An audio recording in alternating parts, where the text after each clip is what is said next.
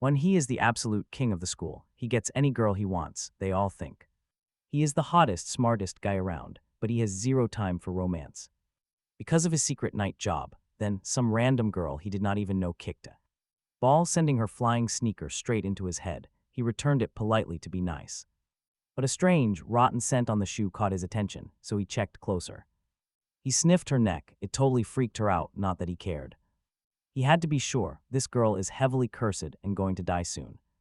But he could not tell her that yet. As he walked away, the other girls swarmed Lee Nara. Just like that, she became highly popular.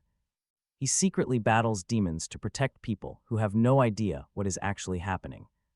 But he still wonders, how did his life even get this wild? He is not afraid. Not even of the strongest demons out there, yet he definitely was not expecting an attacker to smash through his window at night and strike. Aren't guys usually the ones initiating that kind of intense physical stuff? Well, their story actually begins before all this, 5,000 years ago. A wild bear and a tiger begged the son of a god to make them human. The deity, Hwanong, agreed to grant their desperate request if they survived on sacred garlic and mugwort inside a cave for 100 days without any sunlight. The tiger broke down, fled after 7 days, and failed.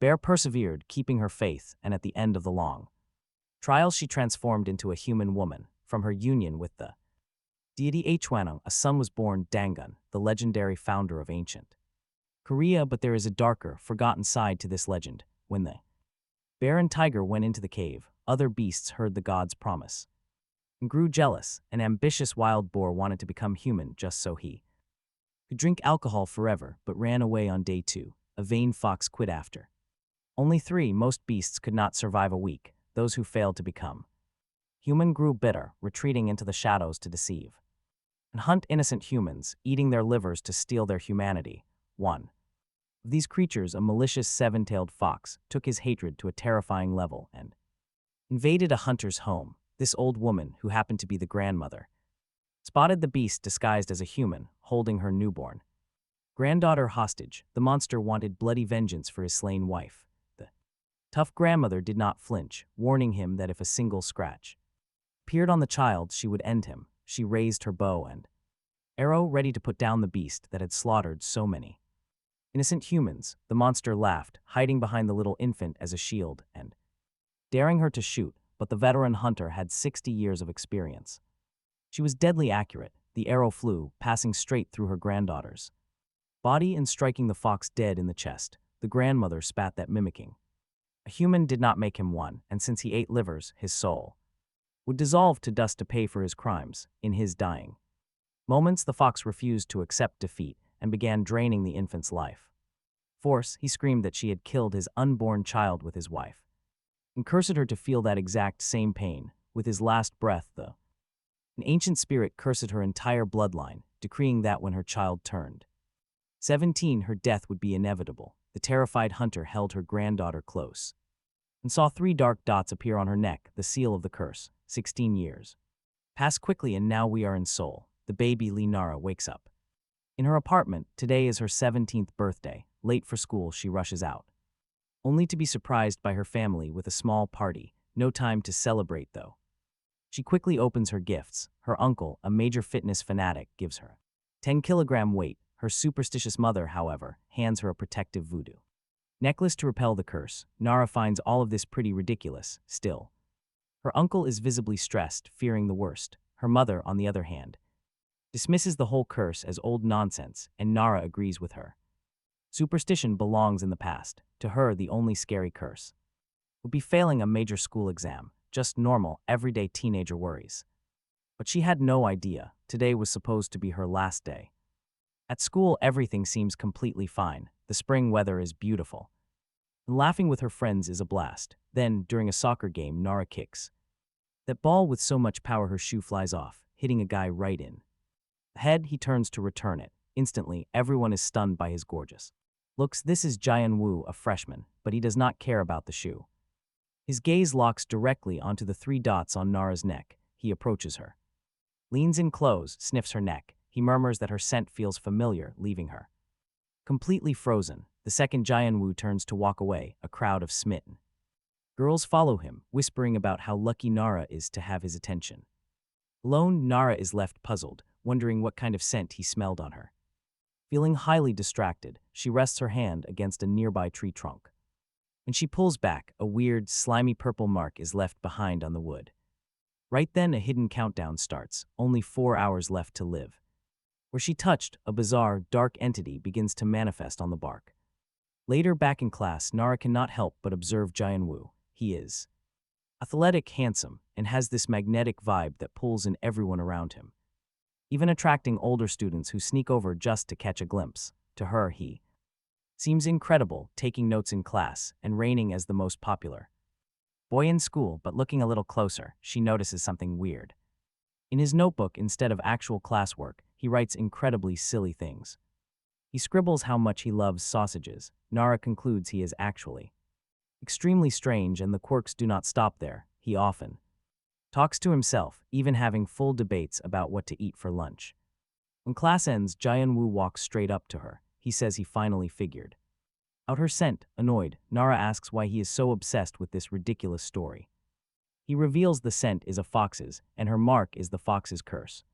Suddenly, the world spins, and the countdown to Nara's death drops to 5 seconds. As the last moments tick away, she remembers her mother's words about curses. She is utterly shocked, trying to convince herself they are just nonsense. Nara drops her trash bag. Curses do not exist in their world. They cannot. When the clock hits 3, Jianwoo grabs her hand, asking if she truly does not. He clearly knows what that mark means. Before she can answer, the wall beside them explodes. The count hits 2, and a truck barrels directly toward her. On the driver's face, an evil spirit is clearly grinning. The countdown finally reaches 1. Right as she's about to be crushed, Junwoo shoves her out of the way, saving her life. The truck crashes hard into the wall, and Nara falls to the ground. She's completely stunned, wondering what just happened before she suddenly faints and has an out-of-body experience. She sees her own body lying on the ground and starts questioning if she's even alive or dead. As Nara's spirit floats, Junwoo tries to wake her physical body, slapping her cheeks and desperately shouting for her to open her eyes, but nothing works. Right then, the evil spirit from the truck driver begins to manifest. It approaches Nara's soul, revealing that it has waited 17 long years for this opportunity. Now that the hunter's descendant has finally turned 17, this fox spirit can claim her soul. The evil spirit begins to wrap around Nara's soul as she desperately screams for help. While being dragged away, suddenly a punch from Nam Junwoo shatters the spirit's slimy form. Nara has no idea how he did that, but she feels the boy grab her spiritual body. He says he can see her clearly, spins her in the air and tells her not to move. With a giant leap, he flips her upside down and shoves her back into her physical body. From inside the closet, she hears a deep voice saying there's no one in the room. To her absolute shock, what enters is not a person, but a giant tiger holding a knife. Talk about terrifying. The tiger's spirit swore it sensed someone's presence, but looking around, the beast sees absolutely nothing. The green-eyed tiger stares directly in Nara's direction, but seems to look right through her, finding it incredibly strange. The girl, completely confused, starts to think she's dreaming. Just then, Nam Junwoo throws open the closet doors, startling Nara, who bolts out thinking the tiger is back. Seeing it's him, she calms down and asks if he also saw the talking animal. He says that's completely impossible, but she insists she saw it with her own eyes. He then points to a tiny tiger cub and says curtly that it's just a kitten. Just then, Junwoo's mother, Namaran, appears and asks if Nara is his girlfriend, surprised that he actually brought a girl home. He corrects her, saying she's just a classmate. Nara finally understands that the voice she heard belonged to his mother, not some talking tiger, and is struck by her incredible beauty. Oran immediately notices the curse mark on Nara's neck. After the girl introduces herself, Junwoo tries to send her home, but his mother stops him, insisting she stay for dinner. Soon after, his brothers also appear, Nam Jihan, who is 27, and Nam Hondo, who is 18. Nara recognizes Hondo as a popular senior from her school, an aspiring actor, and realizes she never noticed just how incredibly handsome he is up close.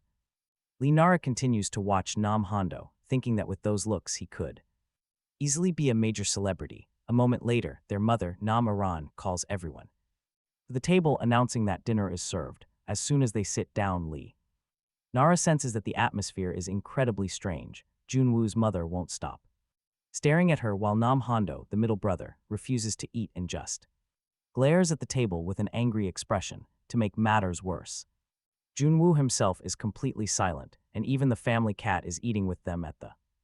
She sits at the dinner table, completely unsettled, wanting nothing more than to run back home. The eldest brother, Nam Jihan, seems to be the only normal one, offering Lee Nara a warm welcome. He invites her to eat and relax. Right then, Nara spots something incredibly strange. A tiny white feather rests on Jihan's shoulder, and she stands up to brush it off. Before her fingers can touch it, the entire family freezes, shooting her a dark, panicked look. Junwoo screams for her to stop right there, but her hand is already moving. The moment she makes contact, a massive white wing bursts right out of Jihan's back. He shrieks as he starts floating off the ground, leaving Nara wondering if he is an angel. That beautiful thought is instantly shattered when Jihan transforms right before her eyes. Jihan transforms straight into a chicken, prompting an irritated Junwoo to declare dinner a total disaster. He demands to know how she undid the spell. That is when the mother steps in, revealing the shocking truth behind Lee Nara's strange power. Lee Nara descends from hunters. The brothers freeze in absolute shock. Capitalizing on the chaos, the family cat asks if she can finally drop her little act. She transforms into a little girl. Instantly, the mother snaps. Her tiger tail is still sticking out. Instantly, a massive fight breaks out over garlic. Nam Hando completely loses his temper. He is sick and tired of swallowing garlic. It is in everything from pancakes to birthday cakes, and the taste is downright awful. He calls it food terrorism, which only drives his mother into a blind rage. She orders him to shut up and eat. A dark, terrifying energy begins to swirl around her. Without warning, she spits directly onto his forehead. Hando, a complete neat freak, panics. Gagging in absolute horror, the sudden shock forces Hando to transform into a massive, muddy pig. The moment he shifts into a pig, his entire personality flips, targeting the food instantly. He devours all the food, squealing that everything on the table is delicious. Every plate is cleaned in seconds, leaving Lee Nara to watch the pig in absolute disbelief. Imagine discovering the popular school crush everyone envies is actually a giant pig. Absolute family chaos erupts as Hando snaps back at her. Jihan snaps that they should never invite strangers over. Meanwhile, the little girl attacks Junwoo for forcing her to act like a house cat. Furious at the noise, she screams for them to shut up. Losing all patience with the bickering, she transforms right there into a colossal, terrifying tiger. She smashes the table, leaving Lee Nara frozen in absolute terror. Lee Nara finally realizes the tiger she saw earlier was real. Driven by pure instinct, she pulls out her phone and snaps a quick photo. Instantly, the entire monstrous family screams at her to delete the photo right now. Trembling with fear, Nara meekly asks if the giant beast is going to eat her. Mother calms down, claiming it is all a misunderstanding before telling a story.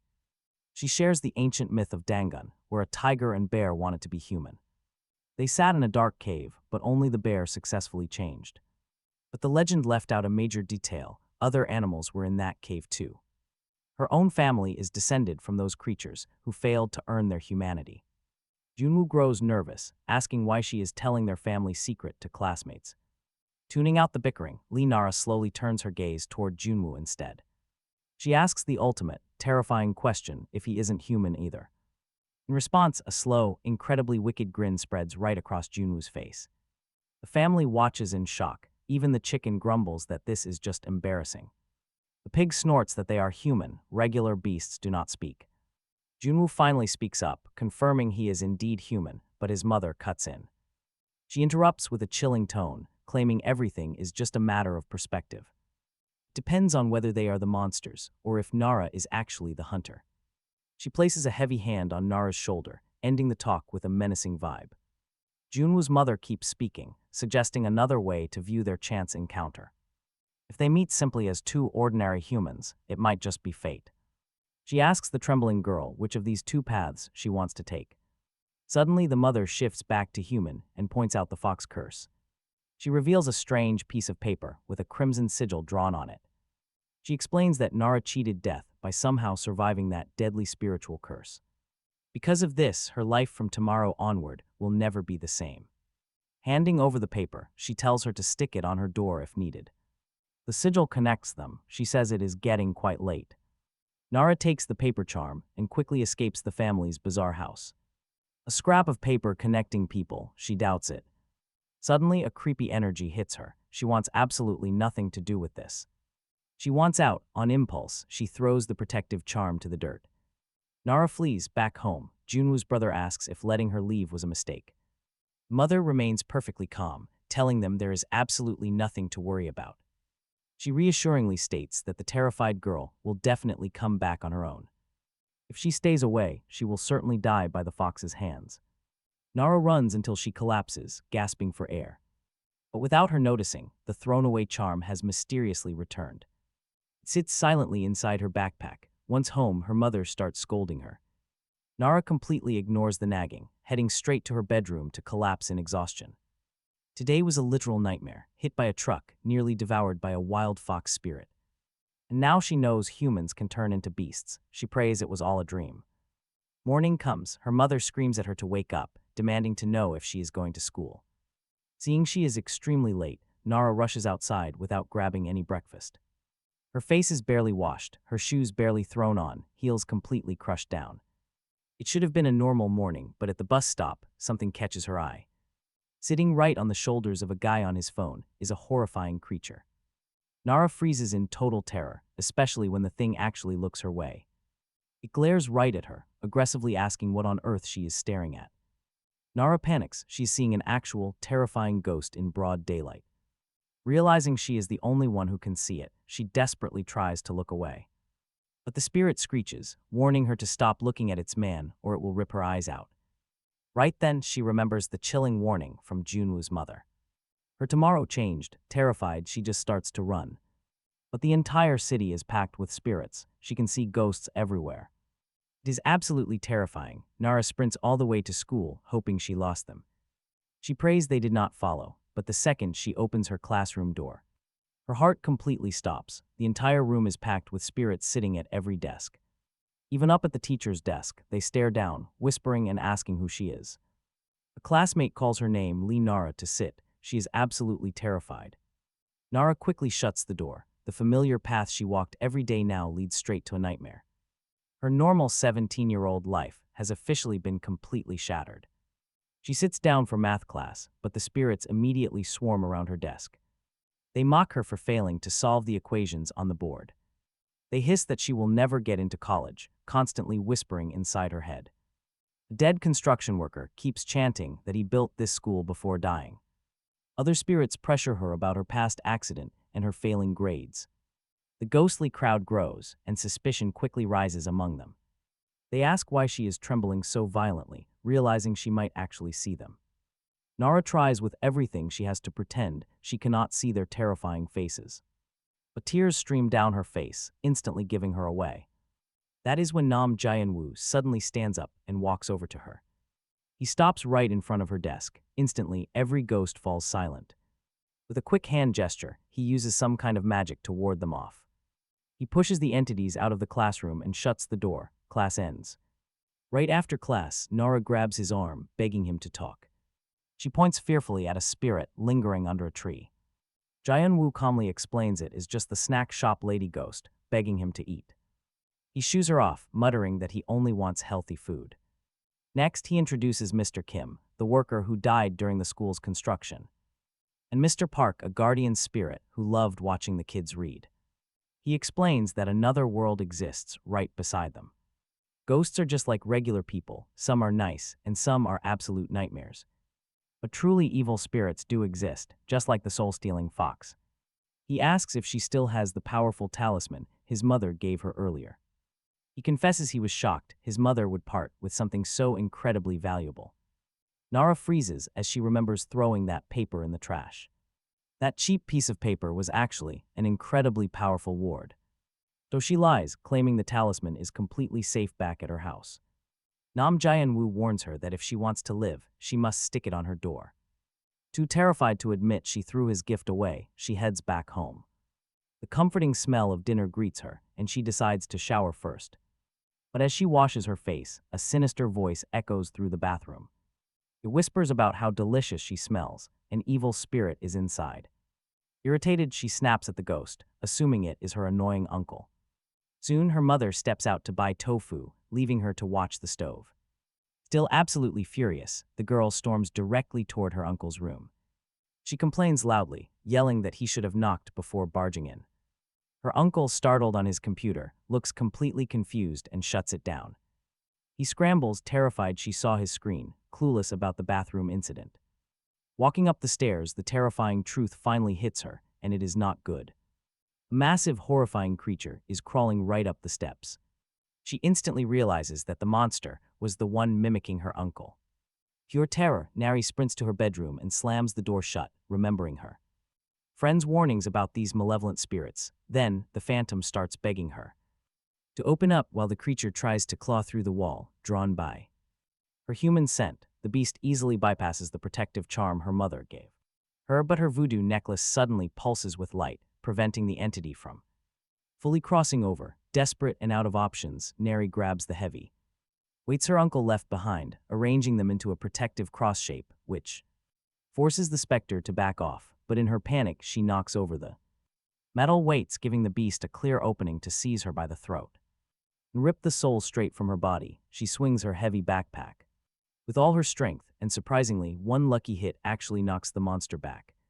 Repelled by a glowing talisman, she suddenly remembers the paper charm she tossed out was actually inside her school bag this entire time, remembering Junwoo's warning.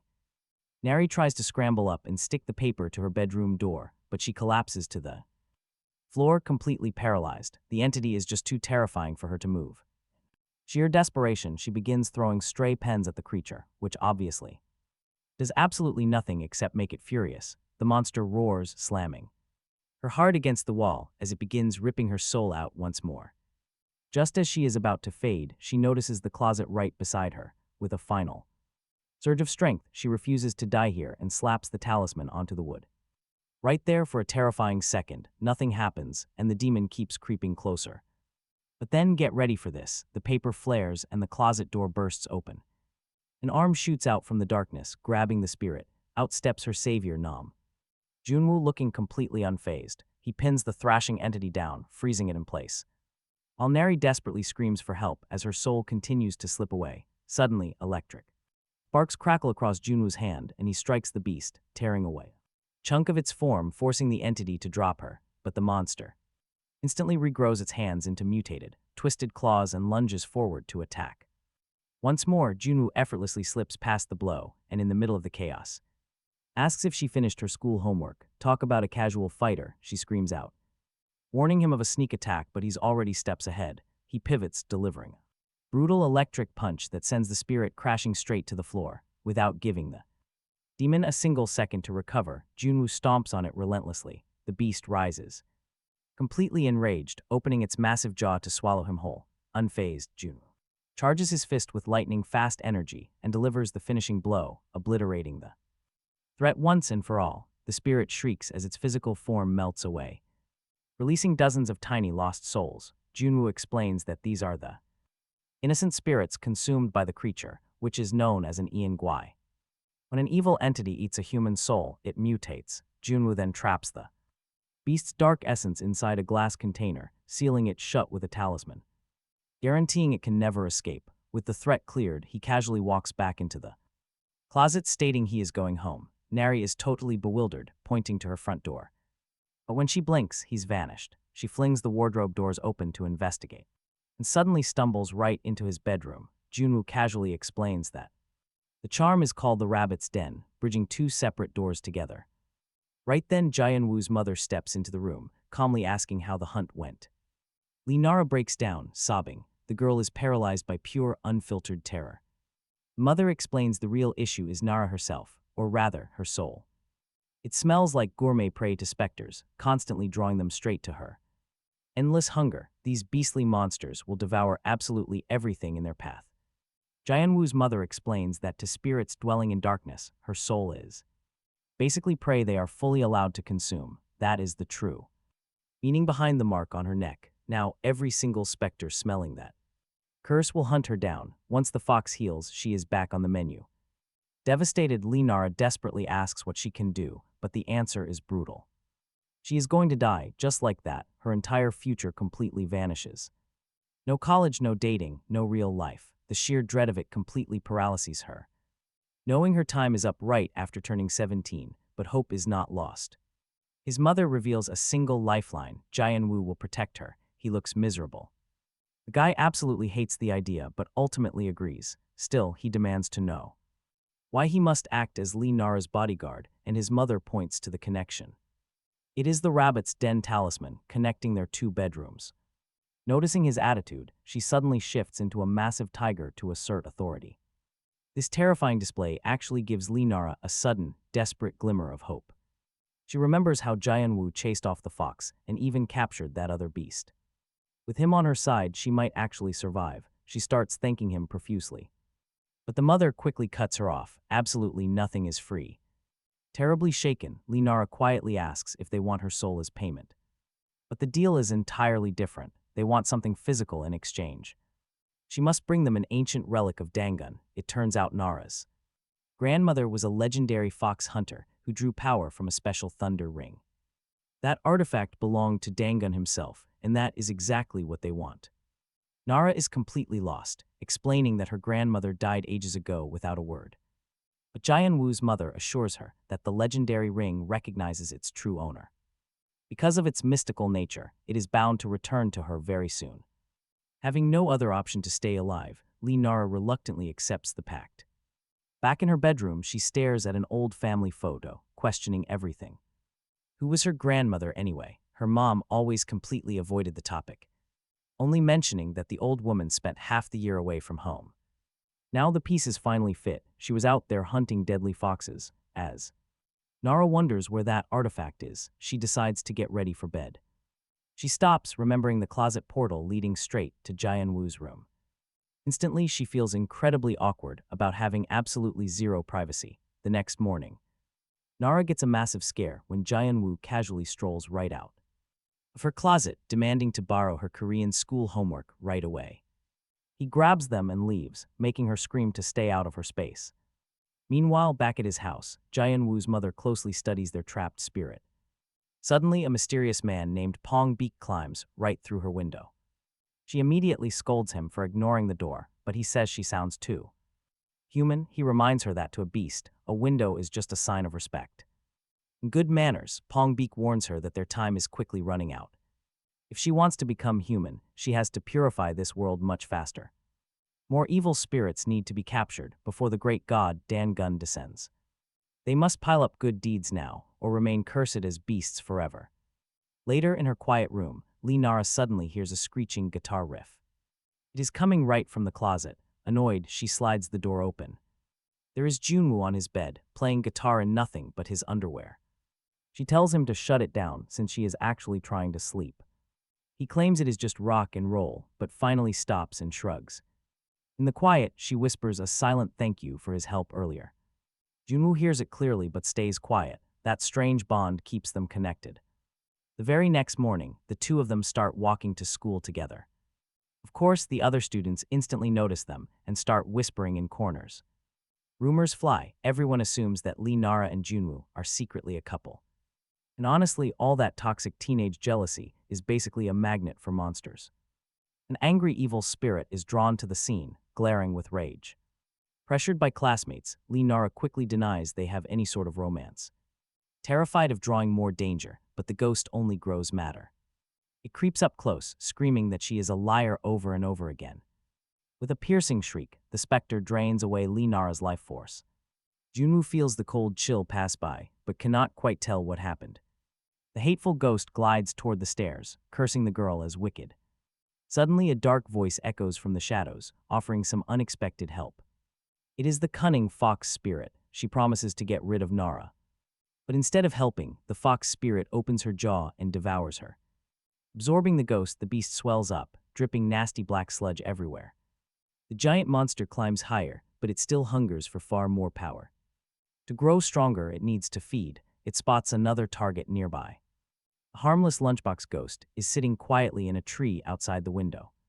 The fox spirit slithers up the brick wall, closing in on its prey. Whispering a quick thanks for the meal, the beast swallows the ghost whole. Later on, classes finally end. Lee Nara notices the school is eerily silent. After the teacher dismisses everyone, the students quickly make their way home. As they walk, Junwoo wonders aloud why all the local spirits have vanished. Usually, they gather around when something major is about to go down. But Lee Nara points out that even the friendly lunchbox ghost is gone. Hearing this, Junwoo instantly tenses up. This is a massive red flag. He pulls out a piece of white chalk and quickly draws a circle. He pushes her inside, explaining this will hide her from the hostile monsters. As long as she stays put, the nasty Yongwish cannot track her down. He warns her not to step outside, promising he will return very soon. Nara asks if things are really that bad, but he just walks away. Junwoo slips into the shadows of the school, heading up the dark stairs. Approaching the restroom, he can feel a heavy, malicious aura waiting for him. He kicks open one of the bathroom stalls and makes a shocking discovery. Terrified ghosts huddle together, trembling in the dark. Junwoo asks what they are doing there. The spirits desperately urge him to be quiet, whispering that a powerful fox demon is roaming around. But before Junwoo can react, the terrifying fox spirit suddenly appears. It ruthlessly devours every single ghost right in front of him, instantly growing larger. Frozen in shock, Junwoo stares at the massive, horrifying beast. The creature looks down, demanding to know where Lee Nara is hiding. Meanwhile, the young girl waiting inside the barrier panics and starts texting Junwoo. "Where did you go?" She begs him to come back soon. Junwoo feels his phone buzz, but cannot reply while staring down this beast. The demon snarls, claiming she could easily track the girl's presence until she suddenly disappeared. But she vanished, seeing his spirit friends eaten leaves Junwoo furious. His anger boils, raw, explosive energy begins to burst from his body.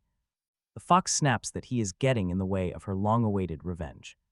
She does not care about other humans, offering him a deal to save his own skin.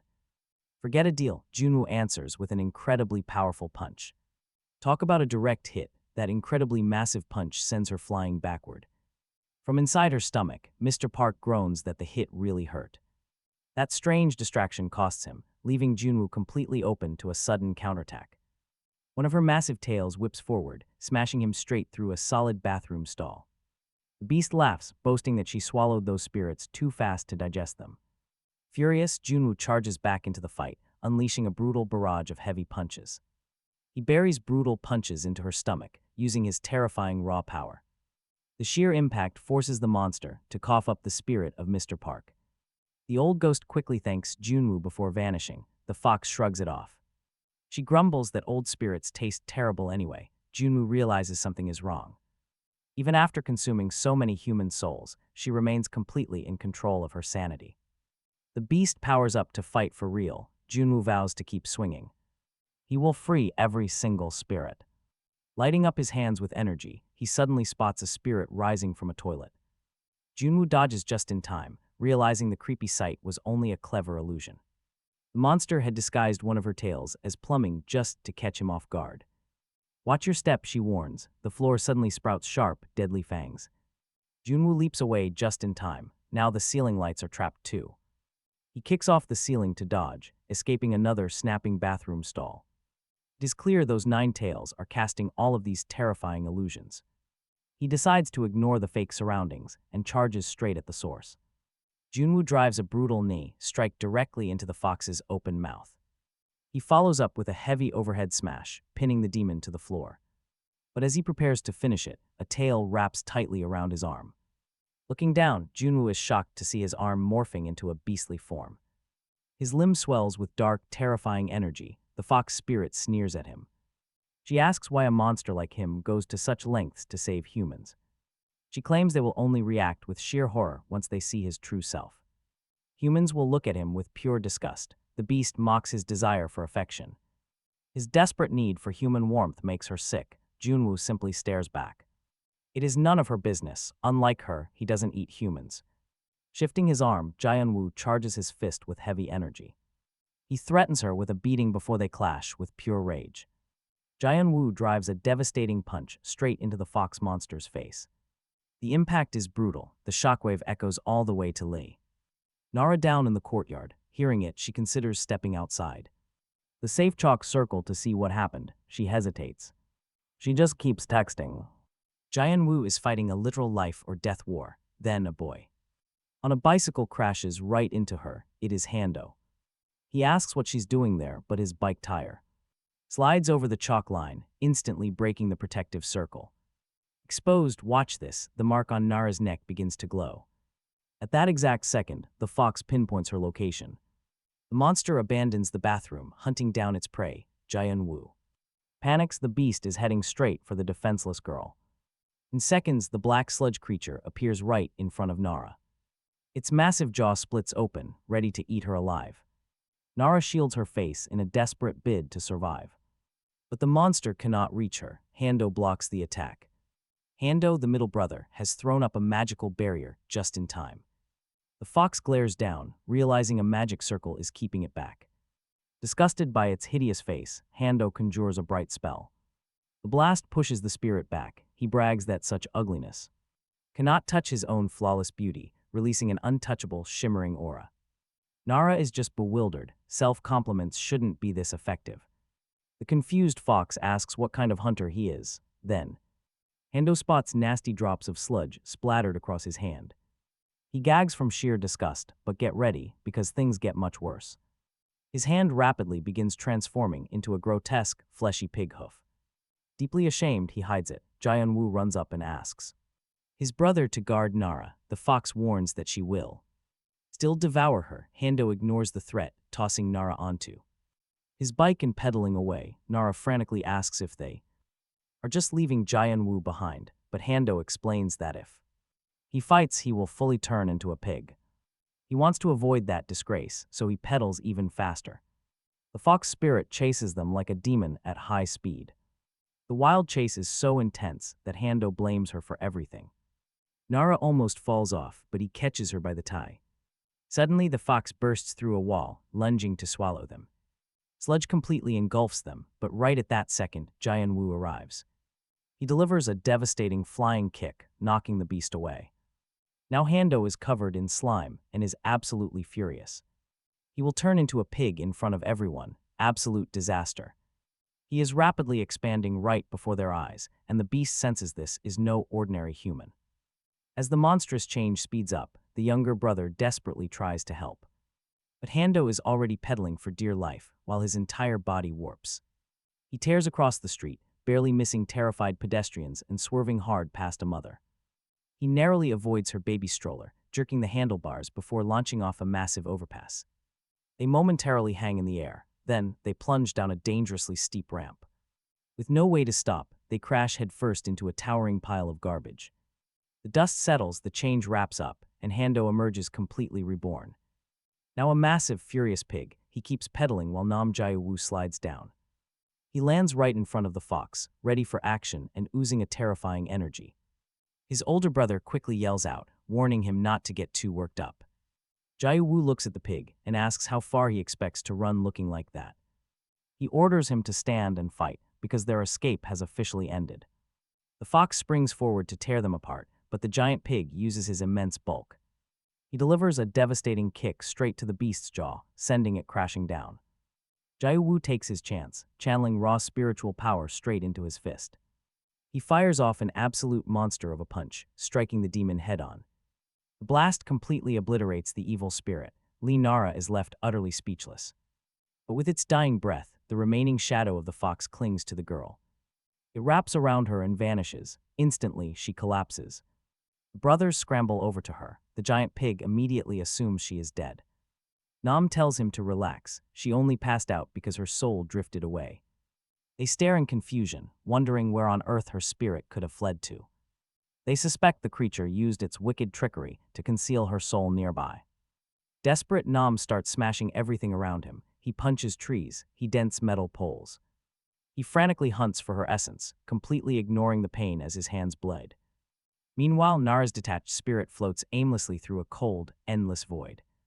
Feeling empty, she sees the wandering spirits of the construction worker and schoolwoman.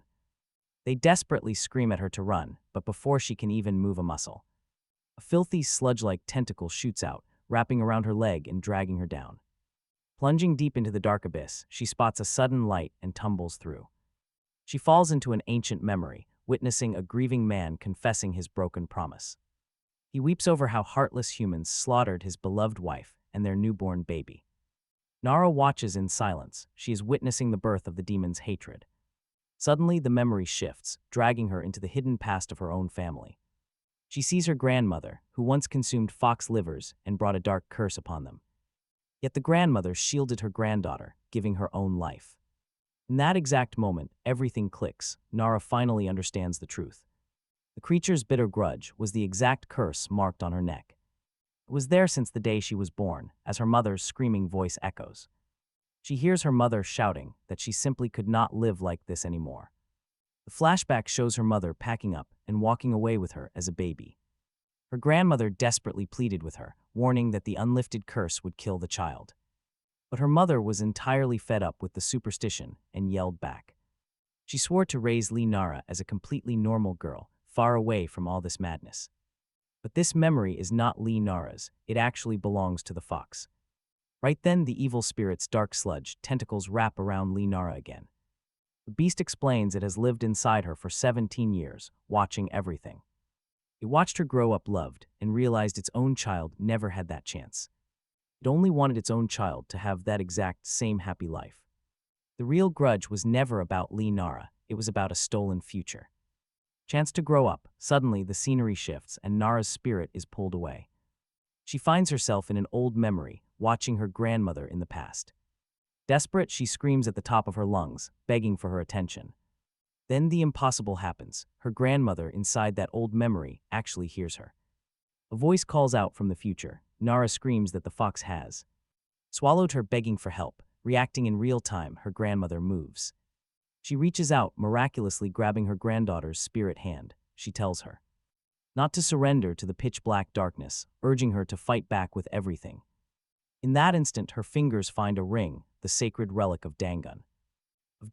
This incredible meeting between a soul from the past and one from the present tears a massive rift in the spiritual space. Because of this, their true spirits are laid completely bare. Even though Nara understands the monster's agonizing pain, she still demands to know why it had to take everything out on her.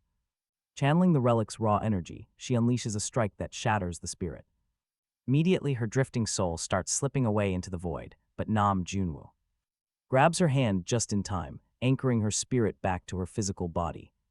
When Nara finally opens her eyes, she sees the school's peaceful spirits are free. Suddenly, a tiny lingering fragment of the fox spirit tries to escape, but the pig Sunbai traps it in a capsule, sealing it with a talisman. Now that the battle is over, Junwoo must put Nara's soul back where it belongs. He warns her that this process is going to hurt like hell, then, without any warning, he shoves her spirit back inside. The pain is blinding. But right after, a blinding surge of blue light explodes from her body, shocking everyone there. Suddenly, her eyes snap open. In her hand, she tightly grips the relic of Dangun, her grandmother's ring. After all that insane chaos, the exhausted, starving trio stops at a local convenience store. While stuffing their faces, Junwoo asks about the ring. Nara explains the impossible. Her grandmother literally handed it to her from inside a memory, defying time, transcending the boundaries of time and space. Junwoo's brother thinks she definitely hit her head, calling the whole story impossible. After all, a memory cannot recognize someone. Nara admits she has no idea how. But she does not care. She was just happy to hear her grandmother's voice. Even if only for a brief moment, back home, they present the trapped fox soul to their mother, who immediately gets mesmerized by the ring's beauty. She explains. This sacred relic multiplies spiritual power 100-fold, sparking pure greed. The mother tries it on first, but the ring rejects her, leaping off her finger. The older brother demands his turn next, claiming the right of the firstborn. He slides it on. For a brief second, a brilliant light flashes around him, and literal angel wings sprout from his back, but this glorious moment is short-lived. He poofs straight into a chicken, flopping onto the chair. The ring zips through the air, landing back in Nara's hands. Junwoo yells that she is officially the chosen master. Nara has no clue of its value, so she slips it onto her thumb. Instantly, a blinding flash floods the room as the house violently shakes. A blood-red liquid pools on the table, smelling heavily of raw iron. The crazy pressure forces them to lose control, shifting into beasts. Suddenly, a completely mysterious figure appears floating in midair. An old man draped in animal pelts floats right in the center. He proudly introduces himself as the ancestral god of all hunters. He was waiting for the ring's heir, and Nara is the one. The family stands frozen as he promises to reveal the truth. Nara is about to hear a reality she knows nothing about. There are hidden beasts walking among us, wearing human skin to cause chaos. Behind him, the family starts sweating buckets from pure terror. Sensing the danger, Nara desperately tries to distract the old god. He warns that evil beings are always drawn straight to this relic. Because her soul is so pure, Nara will have to face endless trials. He tells her the power is hers to command, offering one last warning. Never trust the beasts. With that, the old deity vanishes. The moment he leaves, the terrified family drops their act. Nara is completely bewildered, a hunter who refuses to hunt. Meanwhile, the family's pet pig, Poongbeek, is taking a bath. Suddenly, he shifts right back into his human form. Flexing in the mirror, he spots a glowing red +1 mark. This level indicator means he is actually a high-tier spirit. He has never seen such a powerful spirit in the fox tribe. The matriarch keeps silent, claiming that it is just a trade secret. Back at her desk, Nara complains that even her pencil glows. She jokes about being a magical girl, ready to fight any incoming monsters. Junwoo gets pretty annoyed, telling her to finish her actual homework. Instead, she hooks a hair tie onto her fingers like a slingshot. She fires it, and the pencil tears through the wall like an arrow. It crackles with wild energy, vanishing far past the city skyline. Nara stands shocked, having no clue how she pulled that off. Her friend actually dares her to try it one more time. Locking the hair tie over her ring, she lets another fly. Only this time she hits her mother, who suddenly walked in. Instantly, the entire house rumbles as her mother becomes a giant tiger. She roars, screaming that she will destroy them both. Once she calms down, she notices the pencil arrow is gone. She warns Nara that her wild powers need some serious training. This leaves Nara feeling deeply worried. Why did the arrow hit her mother? She remembers the warning. Never trust the beasts. Nara starts suspecting her very own family. She decides to leave, slipping back to her bedroom through the closet. Exhausted, she skips her homework and passes out, but deep in the night, Nara suddenly wakes up and heads to the kitchen to grab a sweet snack, closing the fridge door. She comes face to face with a pretty terrifying spirit lurking in the shadows. Frozen, she pretends she did not see a thing and turns to run, but painful groans echo behind her. The entity has Nara's pencil jammed deep into its chest and asks if it belongs to her, demanding she pull it out right now. By morning, Nara is completely wrecked. Sleep was impossible with those spirits tormenting her. Straight through her nightmares, it is pretty clear that the magical pencil caused this mess, and she has to find it to get these monsters off her back. Walking out, she realizes her careless throw has triggered something far worse than she thought. She did not just throw a pencil, she accidentally struck a whole nest of spirits. Her hunt leads her straight to a creepy abandoned house from her childhood days. Back then, she feared this spot so much she always walked the long way around. Now even grown-ups avoid the place. Honestly, why did she even come here? Rumor says the family who lived here died of some strange, sudden illness. Lately, local thugs have been using the dark ruin for their shady illegal business. Deep inside the house, Min-jun is mocking his friends for being total cowards. He laughs, asking what they will tell the cops if they get caught crying. Mid-laugh, one of the guys snaps at the girl to put out her cigarette. He complains that the thick smoke is ruining their expensive clothes, but here is the thing. Nobody in the group has actually lit a match. That is not cigarette smoke. A heavy, dark mist fills the space, molding into a creature with razor-sharp teeth. Seeing the beast, the tough guys dissolve into total, screaming panic. Meanwhile, Nara finally arrives outside the heavy iron gates of the creepy property. Yellow police tape blocks the entrance. It seems those trespassers vanished without a trace. Nervous but deeply curious, she decides to sneak past the barrier anyway. Stepping inside, she spots an old tree, looking way bigger up close than from afar. Right in the center of its massive trunk, something caught her eye. Unbelievably, her lost pencil is wedged deep into the wood of the ancient tree. It flew an insanely long distance to land here. Then she remembers the matriarch's warning. A hunter's arrow, or in this case her pencil, always seeks out dark, evil energy. The vibe is incredibly creepy, and she knows those nightmares will never stop. If she does not retrieve the object, those ghosts will torment her forever. Terrified, Nara whispers into the empty air, begging the spirit to just hand it back. No answer, of course it would not be that easy. She has no choice. Since the yard is completely quiet, she decides to just run in and grab it. But the moment her foot crosses the boundary, the ground beneath her crumbles away.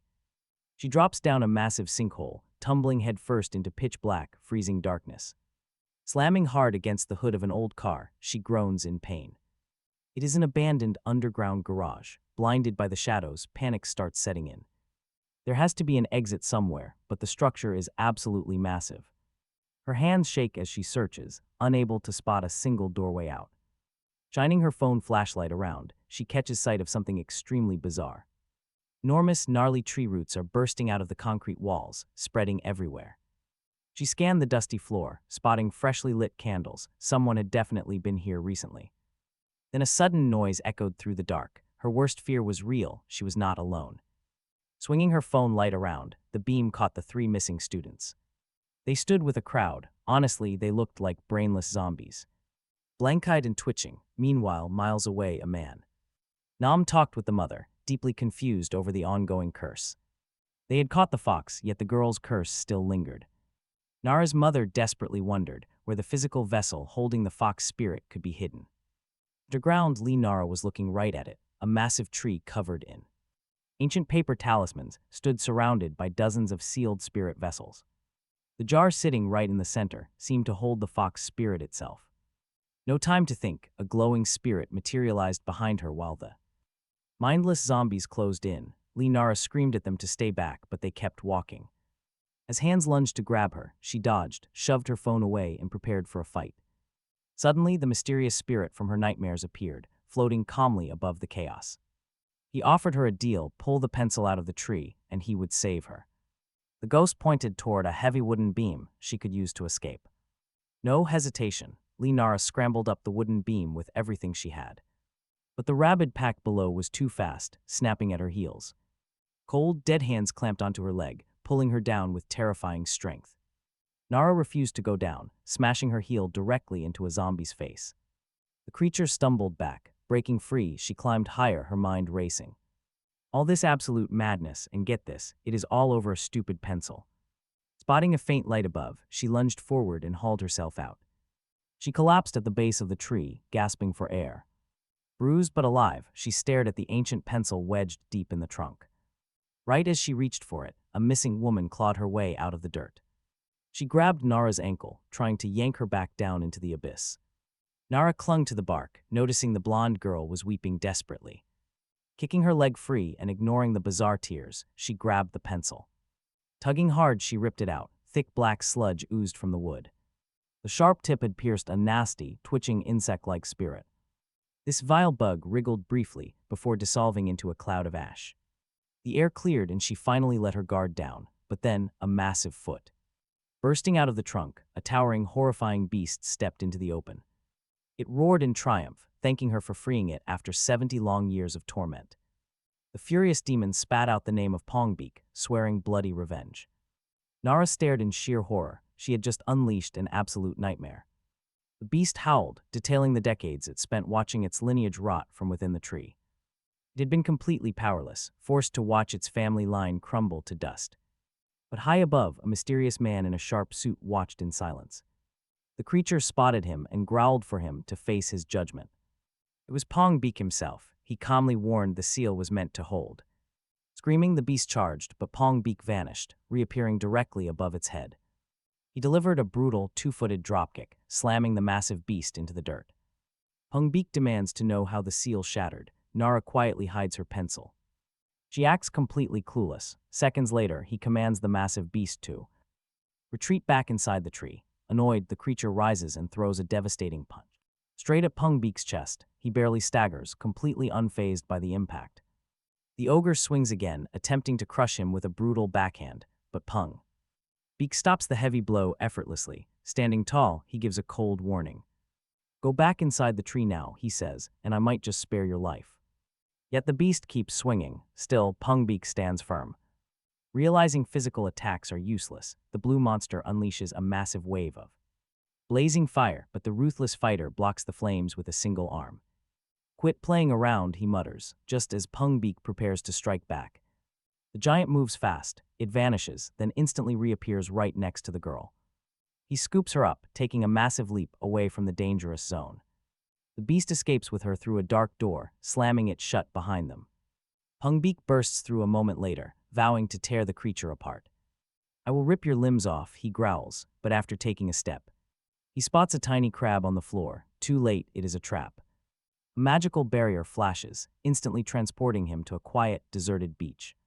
In the sand, a heart surrounds a lone door, with a sign pointing to the city of Busan. Pungbeak fumes. He immediately recognizes this annoying trick of a nature deity.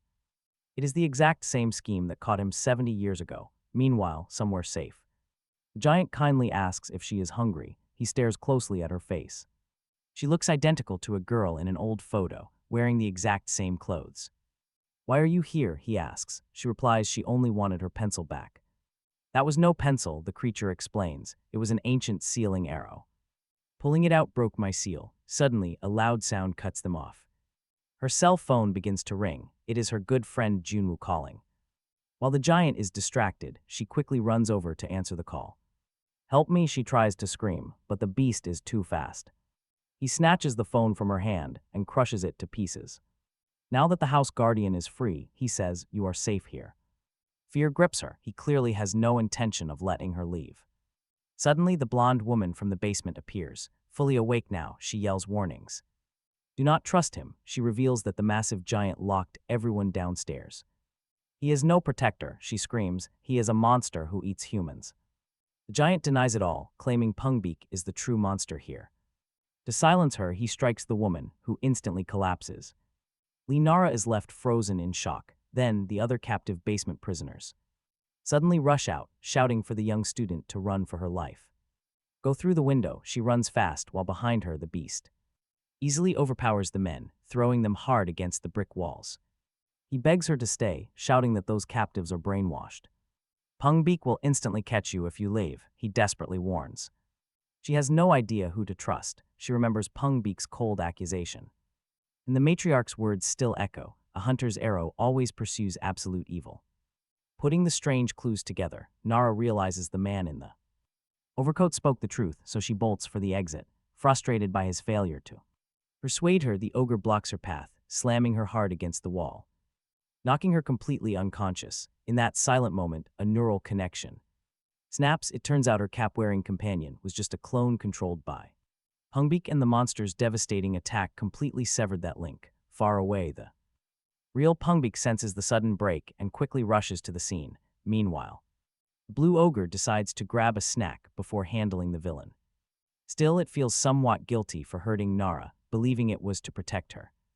Right then, a car pulls up outside the abandoned house. Inside the vehicle are Gunwoo and his hunter family. The matriarch senses the spiritual energy of Nara coming from inside the building, even though her son jokes that she is probably just using a tracking app. They open the trunk and grab their talisman-wrapped weapons, ready to hunt some spirits, while his mother focuses on protecting her relic. Gunwoo's only goal is saving Lee.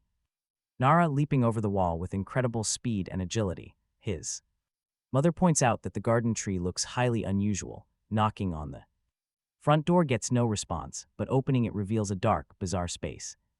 Gunwoo's older brother stops them, warning of a dangerous rabbit hole trap that triggers with spiritual power and could fling them absolutely anywhere. He promises to quickly disarm the ancient sigil, but their impatient mother simply rips the heavy door straight off its hinges.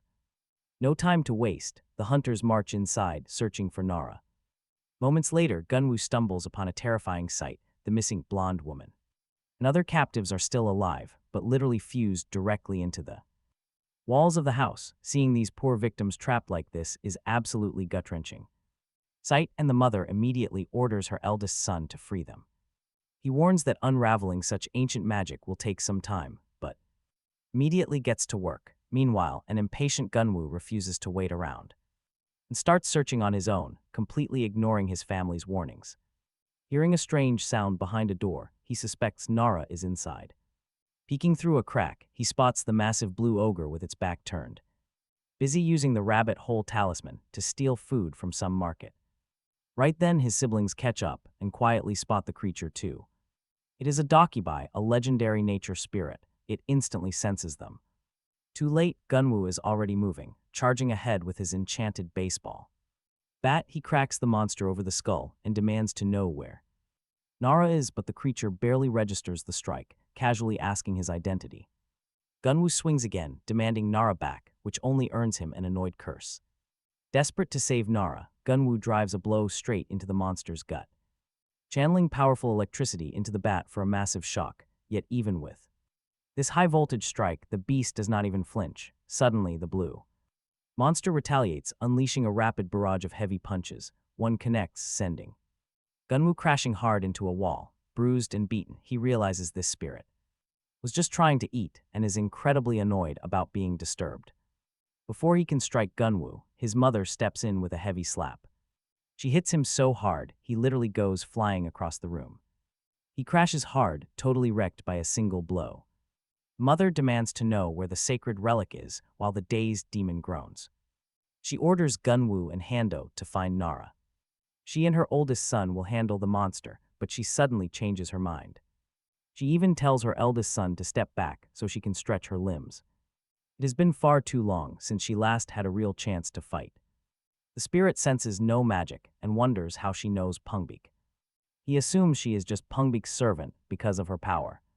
The mother is insulted, claiming they are equal partners. Mentioning Pung's name fills the Dakibai with absolute boiling rage. Calling her a mere servant, the furious demon lunges forward to throw a punch. She blocks it easily with her palm, forcing him to swing his other arm. As they lock eyes, the truth finally clicks for him.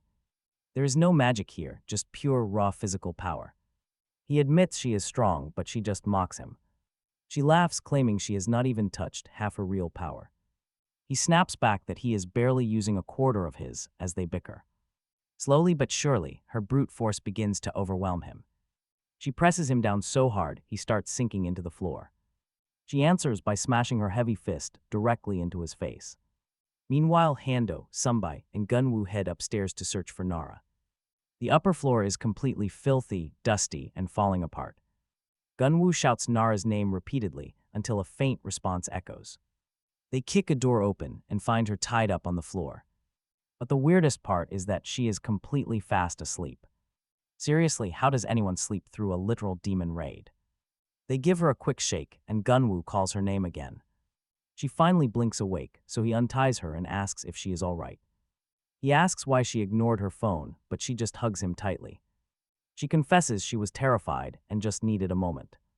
Seeing her like this reminds Gunwoo how dangerous this world is. Meanwhile, back downstairs, the stubborn Dakibai absolutely refuses to quit. He and the mother trade punches until the blue beast grabs her.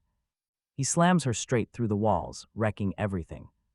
Tired of getting bounced off concrete, she decides she has had enough. And then she unleashes her ultimate form, transforming into a giant tiger. She swipes her claws, tearing into the beast, who stares in shock. The sheer force of their battle violently shakes the entire building. The ceiling of Nara's room suddenly gives way and collapses. Gunwoo shields Nara tightly, and luckily they land safely on a bed. With the dust settling, the whole family regroups in a new area. They look around, finding themselves surrounded by mountains of sealed, empty jars. Mother grabs the defeated Dakibai, demanding to know what they represent. He reveals this entire place is actually a prison and a storehouse created by Pungbik. He would capture spirits called envies and lock them inside to feed on one another. Once they finished, Pungbik would simply devour the absolute strongest survivor. The mother can't believe it, insisting he would never commit such an atrocity. She still vividly remembers him, encouraging her to purify this world so they could both become human one day. The blue ogre insists it is true, explaining that Pungbik is dying, fading into a hollow shell who only consumes envies to drag out his own lifespan, and just like that, Pungbik himself suddenly materializes right before the terrified family. The Dakibai then explains that by devouring countless innocent spirits, Pungbik has actually transformed into a high-level envy. For many long years, he truly dedicated his life to saving humans, but painful death was his only reward. The terrifying thought of just fading away consumed him. Desperate, he begged the gods for some cure, but the silent deities ignored him. Silence pushing him down this twisted path, in his maddening struggle to stay alive. Pungbik tried absolutely everything, Then one day, he ended up consuming a dark spirit. Unique type of Eonkwi, and was completely shocked by the effects. He realized he could not only live longer, but even cure his failing health without begging the uncaring gods or humiliating his own pride. This realization felt like total liberation, but a single sip quickly spiraled into a completely uncontrollable dark addiction. Pumbik sank deep into this madness, stuffing his rotting body with stolen souls while suffering terrible withdrawal symptoms that left him craving more. Soon, his desperate thirst for spirits turned into an agony so intense that he barely knew what he was doing anymore. It was during this blind frenzy that he stumbled upon an ancient tree guarding a quiet house. The tree was overflowing with Eonkwis accumulated by a Dakibai over 300 long years to shield his loved ones. Without hesitating, Pumbik locked away the nature spirit guarding the massive tree, and like a greedy farmer harvesting fruit, he enjoyed the dark feast of ancient souls. Back in the present, Pumbik decides it is time to wrap things up. The furious Dakibai matriarch steps up to confront him, shocked to finally look upon the traitor's face. She sneers, asking if he enjoyed eating those evil spirits she spent centuries capturing. Pumbik just laughs, responding with supreme arrogance. Why on earth would he ever refuse such an incredibly generous gift? He taunts them, mockingly pointing out how they crawled like filthy dogs just to become human, while he treated them like the wild beasts they really are. His smug attitude instantly enrages the matriarch, and even young Nara's blood begins to boil. Honestly, this guy is pure evil. For him, discarding useless garbage is only natural. After all, he has already gathered more than enough Eonkwi to build a massive stockpile. Now that the tree is empty and this wretched family is no longer needed, it's time to wipe them out. Suddenly, the body of the ancient nature spirit, the tree itself, erupts in blazing blue flames.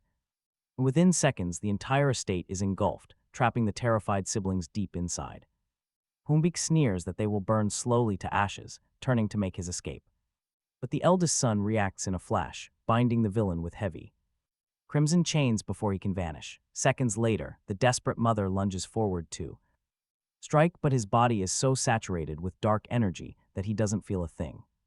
Pumbik warps, his face twisting into a horrific half-human, half-Eonkwi monstrosity. He curses the family, spitting that he will personally slaughter these annoying beasts. Instantly, he unleashes his dark serpent magic, sending massive claws of sludge to pin down the matriarch and her son.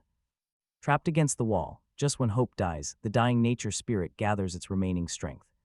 It claws onto Pumbik, desperate to drag the villain into the flames with it. Right then, the blue ogre Nam explodes in pure rage, unleashing a brutal storm of punches. But Pumbik breaks the hold. He lunges forward, seizing Nam by the throat. He sneers that Nam has never known real abandonment, but then Gunwoo cuts in. He asks if Pumbik was simply thrown away after outliving his usefulness. Hearing those words, the monster hesitates. That single second of doubt is all they need. Nam wrenches himself free from the grip, and right on cue, a sudden strike lands. A glowing blue arrow pierces Pumbik straight through the chest. It's Nara's shot. She patched together a weapon using a hair tie, a pencil, and her ring. Seizing the moment, Gunwoo charges forward to exploit the opening. He drives a massive, lightning-infused thunder strike directly into the bastard's chest. The sheer force of the blow tears the swallowed Eonkwi spirits right out of him. They dissolve onto the floor. Stripped of his stolen power, Pumbik collapses. His limbs give out, his very flesh begins to warp and melt away. Horrified, he spits curses at Nara for freeing the Dakibai and ruining his grand plan.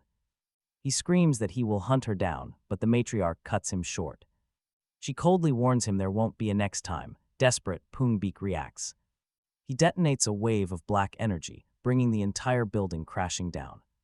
He flees through the fire, leaving the family trapped in a collapsing tomb. Hondo spots a weird exit, an old refrigerator marked with a protective talisman. That small shred of hope vanishes when a falling concrete pillar smashes the door. Their escape path is gone. Real panic begins to settle over the group. The entrance Pumbik used is completely cut off by a wall of fire. This is it, but then the roots of the burning tree begin to warp. They pull back, exposing a hidden wooden door buried deep under the burning debris. Carved into the wood is another rabbit burrow talisman, their final ticket out of here. The shifting roots pull the door wide open, showing them a clear way forward. It's the parting gift of the Dakibai, the house's ancient guardian spirit. Nara sees he is burning his remaining life force just to save them. She begs the entity to run with them, but the spirit gently shakes his head. His life is tied to the tree. Now that it burns, his own end is near. He regrets failing to save his home, but he will do his duty as a guardian. He promises to ensure the safety of the house's very last guest. He looks softly at Nara. With those final words, his form begins to fade. Nara watches in heartbreak, unwilling to let him fade away in the dark. Nam grabs her arm, dragging her toward the light before the ceiling caves in. She casts one desperate look back as the Dokubai's body dissolves into glittering ash. Grieving his sacrifice, she snatches a faded family photo off the crumbling wall. She remembers him saying how much the home's original owners had loved him. He survived 70 years of loneliness, and Nara deeply regrets her initial fear. She wonders if things would have ended differently if she had just been braver. Tumbling out of the magical portal, they find themselves back in busy Busan. They hold each other tight, weeping with relief, but something is horribly wrong. Nara and Gunwoo, who were bringing up the rear, are nowhere to be seen. It seems that weird wooden door had a strict limit, too many people. Sending the other two to some entirely different place, gone. Nara and Junwoo land somewhere else, somewhere completely different. The house once ruined by fire is now fully intact, lush garden. Junwoo feels it. He is absolutely certain something deeply wrong is happening. They turn back. Right there stands a small boy clutching a camera. Nara remembers instantly the Dokubai's warning about the descendant. The pieces click. The spirit opened a door to the past. Stranded, they are back in the year 1954, that small child there. The boy asks who they are. Nara wastes no time. She warns him. Pungbik's dark snake is the threat. He is the real monster. But the kid defends him. He says Pungbik is treating his mother. He begs her, do not speak so horribly of their savior. Junwoo sighs. Nobody would believe warning words from random strangers. Nara gets it. She didn't believe the spirit at first either. Now she gets it, the crushing helplessness the spirit felt. Running away won't help. Hesitating won't change a single thing. She has to act, even without knowing if it will work. No more running. Nara uses her ring, pulling a thick dark shadow of negative energy directly from the little boy's chest. The kid is baffled. Pungbik watches from the shadows, frozen. He is utterly shocked. Nara destroys the evil spirit with her bare hands. She tells the boy many things are invisible and he must trust her. To prove it, she hands him the charred photo she took from the wall. She asks him to set aside doubt and look for true sincerity. At that moment, Dr. Pungbik begins walking directly toward them. The door to the future is closing. Junwoo screams for Nara to run now. Otherwise, she will be trapped in the past forever. Run. Before leaping through, she screams a promise to the bound spirit. She promises to return one day to free him. The spirit is completely shocked. Pungbik arrives. He wrenches the door open, but finds absolutely nothing. Her words left the spirit confused, but they gave him hope. Even bound tight inside the tree, he endured the long, painful years. He watched the boy's happy family through the window, every day. Gun-ho became an exceptional photographer, capturing the entire world. He took pictures for his mother, who could never leave the house. Showing her garden flowers and smiling faces, he made her happy. His mother would smile, saying she was happy every day because of him. Gun-ho grew up well, but their quiet happiness did not last. His mother passed away and his father died shortly after, totally alone. The lonely boy became easy prey for the wicked doctor, Pungbik. Desperate, the spirit decided to give all of his power to Gun-ho. He hoped the last heir of the family could escape to live his dream. The spirit didn't care if he became a completely hollow shell. So long as the boy survived, but Pungbik smashed his camera.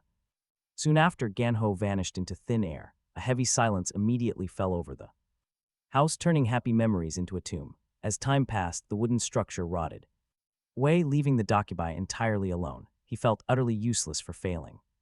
To protect his loved ones, tired of staring into nothingness, he began to scream, begging for anyone to either rescue him from this misery or destroy him for good, and it was right at that moment, when he had completely given up, that a bright light finally pierced the darkness. That glowing light was actually the arrow Nara had released using her thumb ring, an arrow carrying an ancient promise flying from the deep past to save them. Back in the present, Nara and Nam Gunwoo suddenly realize the entire house has burned down. Look at that absolute devastation.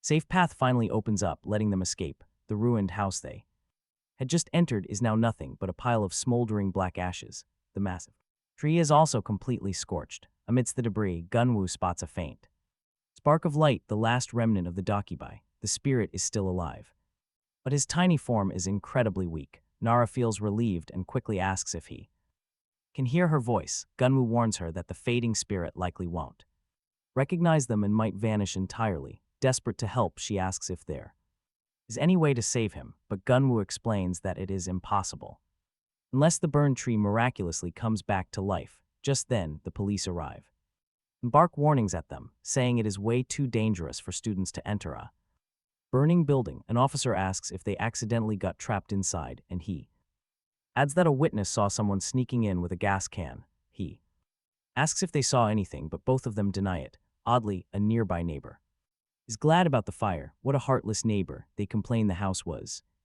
bringing down local property values. They explain that the stubborn owner refused to sell, which is how everything ended up like this. Intrigued by the story, Nara asks if the owner is still alive, but the locals cannot say for sure. They reveal he was a famous photographer named Park Ganho, a documentary filmmaker who died back 2001. His family donated over 50,000 of his works to a museum. With this new lead, Nara and Gunwoo decide to visit a farewell photography exhibition honoring Park Ganho. Nara is suddenly struck by the realization that the young boy from the past was actually alive until very recently. At the gallery, a spectral butterfly guides their path, while Nara gently cradles the tiny Dakibai spirit in her palms. The little ghost looks at the photos and recognizes the flowers his mother loved so much. He realizes that in these frames they never wither. It turns out the little boy had truly believed the comforting words Nara had told him all those years ago. His mother always wanted him to step into the vast world beyond their tiny fence, and he did exactly that. He captured farmers smiling under the hot sun, snapping photographs that perfectly captured their warmth, and immortalizing the sweet, simple stories of everyday people. As they walk through the exhibits, the duo stops before a breathtaking portrait of a mother and her young son. Little Dakibai smiles, happy to see that Park Ganho truly experienced a beautiful world outside. Nearby hangs a photograph of his family right beside the sacred tree, which fills Nara with immense pride knowing that the kid grew into a legendary artist. Gunwoo, however, cannot understand why she keeps calling a deceased old man a child, since he was an old man when he finally passed. Suddenly, a young girl approaches, praising the photos of the tree, mentioning it was her grandfather's favorite and held a deep meaning for him. In that split second, they realize she is actually Park Ganho's granddaughter. The young woman named Jia soon says her goodbyes and departs. This meant Ganho was not the last descendant of the family, as the spirit had believed. Hearing that his bloodline is still alive, the ancient Dakibai finally finds peace. He smiles, content, as his body begins to break apart into glowing particles of light, which drift gently into the old photograph, allowing him to return to his beloved family. Meanwhile, Nara asks if he survived somehow, but Gunwoo cannot say. He only comments that in the end, the spirit seemed happy resting in a memory that was neither painful nor fleeting. Not long after, Nara gets a call from her family. They say they are safe, asking where she and her brother went. Nara reflects on how everything just happened. That day, they took a path they normally never used, ending up finding the Dakibai's tree, escaping the trap through a completely different door. She wonders if it was all coincidence or a miracle, but concludes that miracles do not come from the gods but from human will. Perhaps her parents' spirits had guided them. Back at the museum, a photo of Nara hung on display bearing the title of benefactor. Later, her family takes a bullet train to head back home. During the long trip, she questions her mother about why she ever trusted Pungbik. The mother admits that despite her suspicions, she was completely blinded by the desire to easily become a human, taking the blame for everything. However, her brother Handu still holds a lot of deep resentment, because he was the one who desperately wanted to become human, leaving him deeply disappointed. Her brother agrees it sucks but says there is nothing they can do now, suggesting they keep helping humans just like they always have. The mother, however, states that volunteer work is not her style and reveals she was already preparing to reactivate her accounts and recreate her secret rooms. A brand new group is formed with one clear objective: finding the sacred relics of Dangun to finally become human. Meanwhile, somewhere else entirely, a sinister group gathers around a glowing flask that traps spirits. Right there in the middle is Pungbik, asking a newly freed soul if it liked its new body. The spirit complains that the mortal body feels like trash. Another dark entity tells it to simply find a better one. The spirit then discards that body and says it will seek a far more interesting host.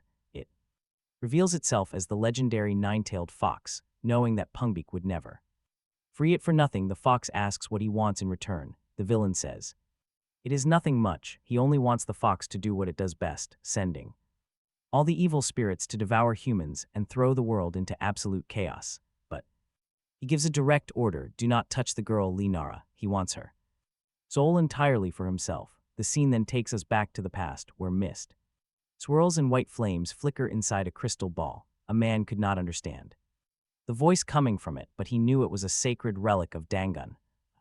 Highly troublesome item his wife had left behind for the family. Owning such a relic meant instantly becoming a major target for all sorts of dark forces, as, out of nowhere, his young son swallowed the crystal ball. The desperate father screamed for the boy to spit it out. Deep in Gangwon province, they lived completely isolated from the world. Little Jianwu grew up like a wild boy, hunting forest beasts. One day he leaped straight from a treetop into his dad's lap. But he accidentally used his power, giving his father a shock. His dad asked if he was worried, but the boy shrugged. When his father asked what he did to pass the time, Jianwu shrugged. He simply said he went swimming, but that was not all. He also climbed tall trees and ran all over the mountains. Worried, his father asked if he had eaten raw meat again. Jianwu avoided the question, asking if his dad caught the Ayongwi. The dad had failed to capture it, meaning more hunting trips. He apologized for leaving his young son alone with no friends. Jianwu said it was completely fine, asking for just one simple favor: bring back pizza and tell me, do you still miss mom? His father tried to hide the pain, claiming he did not miss her. Jianwu knew the truth because he heard him whisper her name asleep. Why did you choose her? The curious boy asked his father. His father explained that love was something he simply could not control. She was so beautiful, and he became a complete, helpless fool instantly. That feeling made him believe that no one could ever replace her. She was the only one who made him believe in destiny. Destiny cannot be changed, even if stars fall from the sky. He promised that one day, Jianwu would fully understand how he felt. Jianwu did not care about romance, but loved seeing his dad smile. Just seeing that warm expression on his face made the boy happy. The next day, his father prepared to hunt the wild Yonki. Jianwu wondered why he risked his life for such dangerous spirits. Could they actually become human? His father shook his head in silence. That was not the reason. He did it because it was right. To him, living like a human was pretty simple: love, help, and be kind. Beastly Jianwu asked if physical appearance even mattered in the end. His father confirmed it did not. Looks mean nothing. Inspired, Jianwu happily asked for that pizza once again. Before leaving, his father warned him that his tail was showing. Left all alone, the boy resolved to live like a proper human as instructed. He happily fed nuts to squirrels and fresh carrots to wild rabbits. He truly believed this was how you love and help others. He planned to keep going, but days passed and his father still did not return. He had promised to be back in just 3 short nights. His dad was always slightly late, but this time felt entirely different. By the 5th night, a bizarre stranger suddenly appeared out of nowhere. An old woman named Nara's grandmother mocked his poor human act. Sensing her terrifying scent, Jianwu immediately braced for a brutal fight. "Don't be afraid," she said. She wasn't there to hunt him down. They were old companions, she and his father. Then came the terrible news. She expressed her deepest sorrow for his father's sudden passing. Handing him a heavy urn, she quietly explained that his father's ashes had finally returned home. 10 nights or 100 nights, it did not matter. His father was never coming home again. From that moment on, Gunwoo was completely alone, left with nothing but ashes. Was this tragic destiny, the grand path his father always talked about? The old woman offered a hand, promising she would take care of him. When Gunwoo asked why she was helping, she gave a simple, heartwarming answer. His father never questioned his own reasons for saving other people. She revealed that his father named him Nam Gunwoo specifically so he would live to help other people. Back in the present, Nara notices that Gunwoo is lost in deep thought. "What are you thinking about?" she asks. He blames it on old memories. But right then, look out, a speeding bus nearly crashes into Nara. Gunwoo moves in a flash, saving her. It is pure protective instinct. "You have been so nice lately," she notes, a massive change from before. He used to be so moody, but this kindness is not random. She is the granddaughter of the very woman who saved his life. Meanwhile, elsewhere, three rat-like monsters are discussing a very shady plan. Is my human disguise convincing? Yes, the others assure it is absolutely flawless. Still, why did the boss send them on such a dangerous mission? Messing with Poongbeek is an instant death sentence. Even so, they must sneak into the school and steal Nara's fingernail. Quietly, that is the plan. Back at school, class is starting soon. Up on the roof, two students are kissing. Suddenly, they freeze. "It is just your imagination," the girl laughs. "Nobody comes up here." So they continue, completely clueless that they actually have quite the audience. Several dead souls are standing right there, watching their every move. A ghost named Mia is highly annoyed, finding this public display ridiculous. Another ghost starts teasing her, immediately sparking a petty, bitter argument. He suggests Mia never got any action when she was alive, triggering her. Truth is, she hates seeing others enjoy things she was denied. She died without ever holding a boy's hand. It feels incredibly unfair. But right in the middle of her sorrow, she spots Nam Gunwoo. He climbs the stairs and she is instantly captivated. He is her light. Just looking at him makes her feel better, but the joy is brief. Nara appears by his side, and a sharp jealousy grips Mia's heart. Are they dating? She feels her only source of happiness is gone.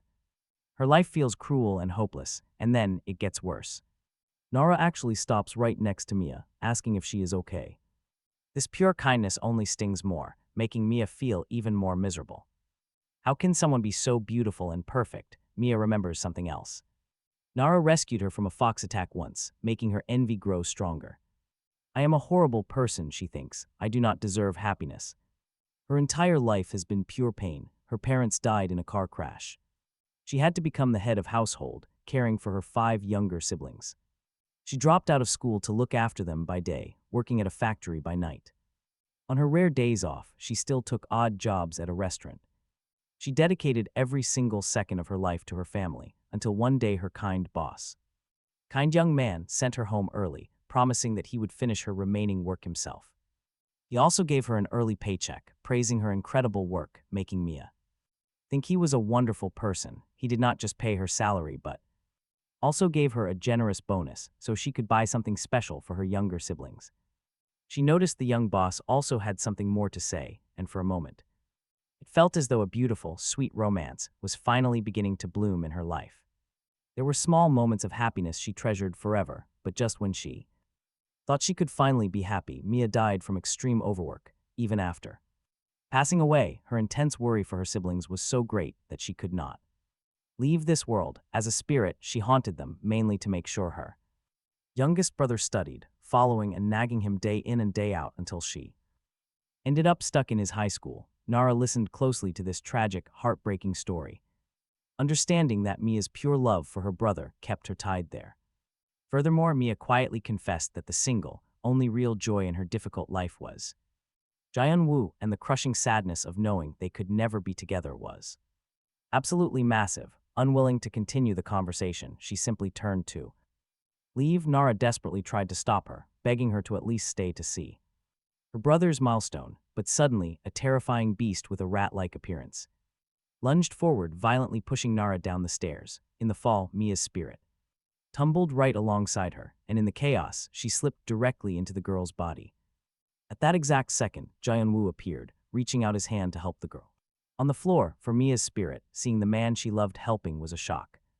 She could feel the actual warm touch of his skin for the very first time in years, with romantic scenarios leaving her completely overjoyed. Seizing this opportunity, Mia, now in Nara's body, began to shamelessly flirt with Jaeun-woo, leaving all the other students completely shocked. She quickly noticed every detail about his handsome face, from his sharp jawline to the prominent veins in his arms, falling deeper.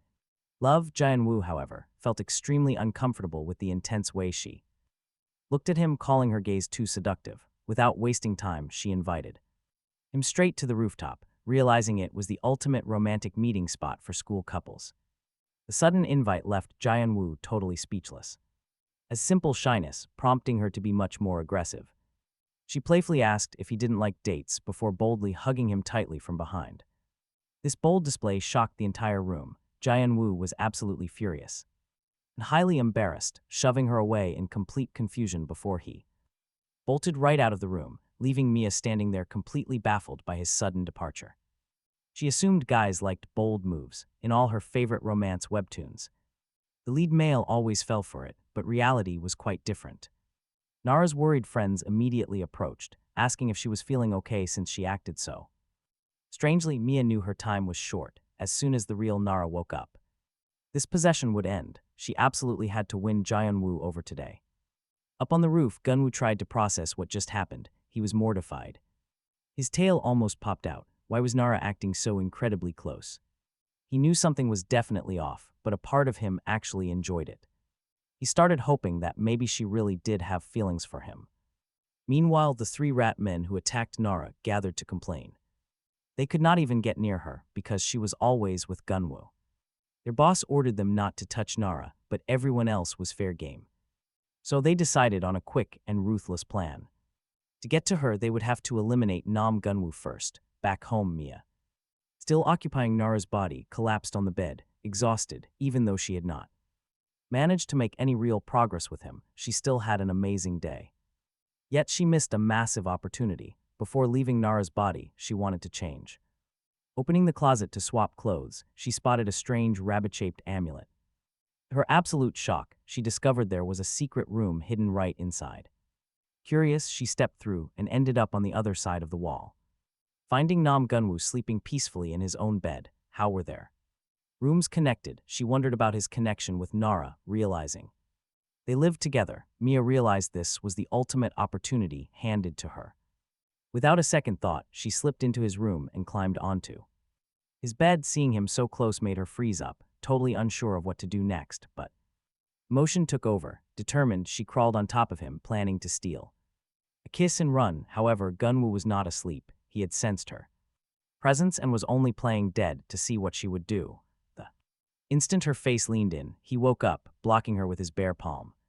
His eyes glowed a threatening shade of red. Grabbing Nara by the face, he demanded to know who she was in a scary voice. He knew this was not Nara. Furious that someone dared to impersonate her, he forced the spirit to reveal her identity, threatening to obliterate her if she did not leave. In a massive panic, Mia argued that hurting her would damage Nara's physical body. However, he did not care, blasting her ghost right out with energy. Ashamed, Mia apologized and tried to flee. Gunwoo shouted for her to stop, but her terror was too strong and she vanished mid-flight. Gunwoo was absolutely furious, but mostly because someone had dared to touch Nara. This hinted that if it was actually her, things would be totally different. In that moment, Gunwoo tries shaking Nara awake, but she is completely unresponsive. He notices her face looks peaceful and natural now, completely free from the ghost's dark possession.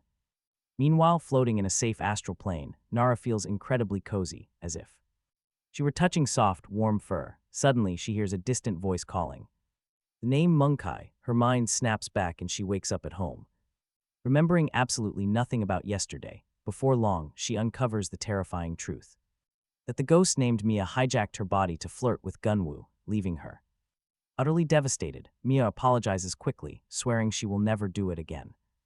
Blushing, Nara asks if anything physical happened between them, and the boy reassures her nothing did. Still, Nara refuses to forgive the spirit. Gunwoo steps in, refusing to let a possessing ghost go free. He says spirits shouldn't roam free, offering to help her cross over to the other side. Mia refuses, insisting she must stay to watch her little brother grow up. Nara speaks up to defend the spirit, explaining her deep worry for her brother. The poor girl had a brutal life, raising her siblings completely on her own. She sacrificed everything, but Nam Jian-woo remains completely unmoved by the tragic story. To him, a wrong is still a wrong, no matter how noble her intentions. This wasn't just some harmless kiss, she forced it on him against his will. Before they can argue, shouting from outside, the school cuts through the tense silence.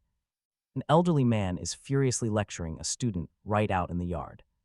It is the principal, scolding a boy named Kim Seok-woo for smoking on campus. Mia gasps, recognizing him. Nara instantly boils with anger at the boy's disrespectful attitude. How dare he waste the life his sister died protecting? Nara storms straight over.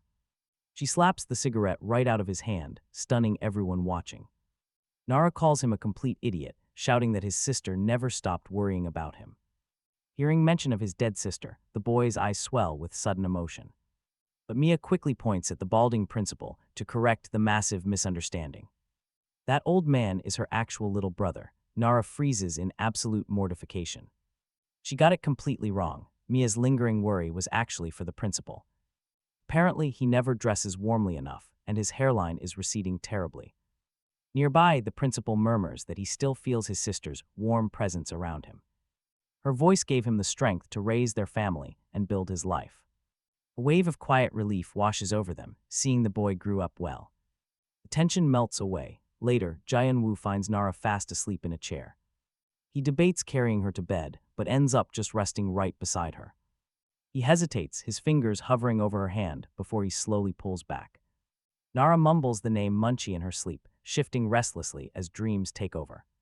Suddenly, a dark, unsettling concept begins to play out, the rat utopia experiment.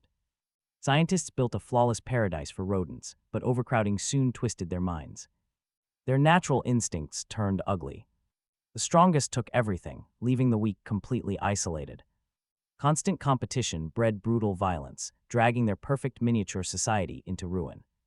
Even when numbers fell, the surviving rats remained entirely selfish. They lost all capacity for connection, ignoring their own kind. Researchers stopped the test before total extinction. But the grim warning is clear, and it is heading straight for Nara. Inside her classroom, the crushing weight of competition finally catches up to her. She gets her exam back and stares in horror at a score of 40. All her friends aced it, leaving her feeling utterly abandoned. The crushing fear of failure creeps in. Will she ever make it to college? Suddenly, cruel whispers fill the room. Her friends are calling her lazy. When she confronts them, they deny it. Then they turn around with glowing red eyes. They spit venom, telling her she will never be good enough. Then a grotesque, rat-faced man appears to announce a brand new experiment. The classroom lights plunge into darkness, and the number 1 burns onto Nara's back.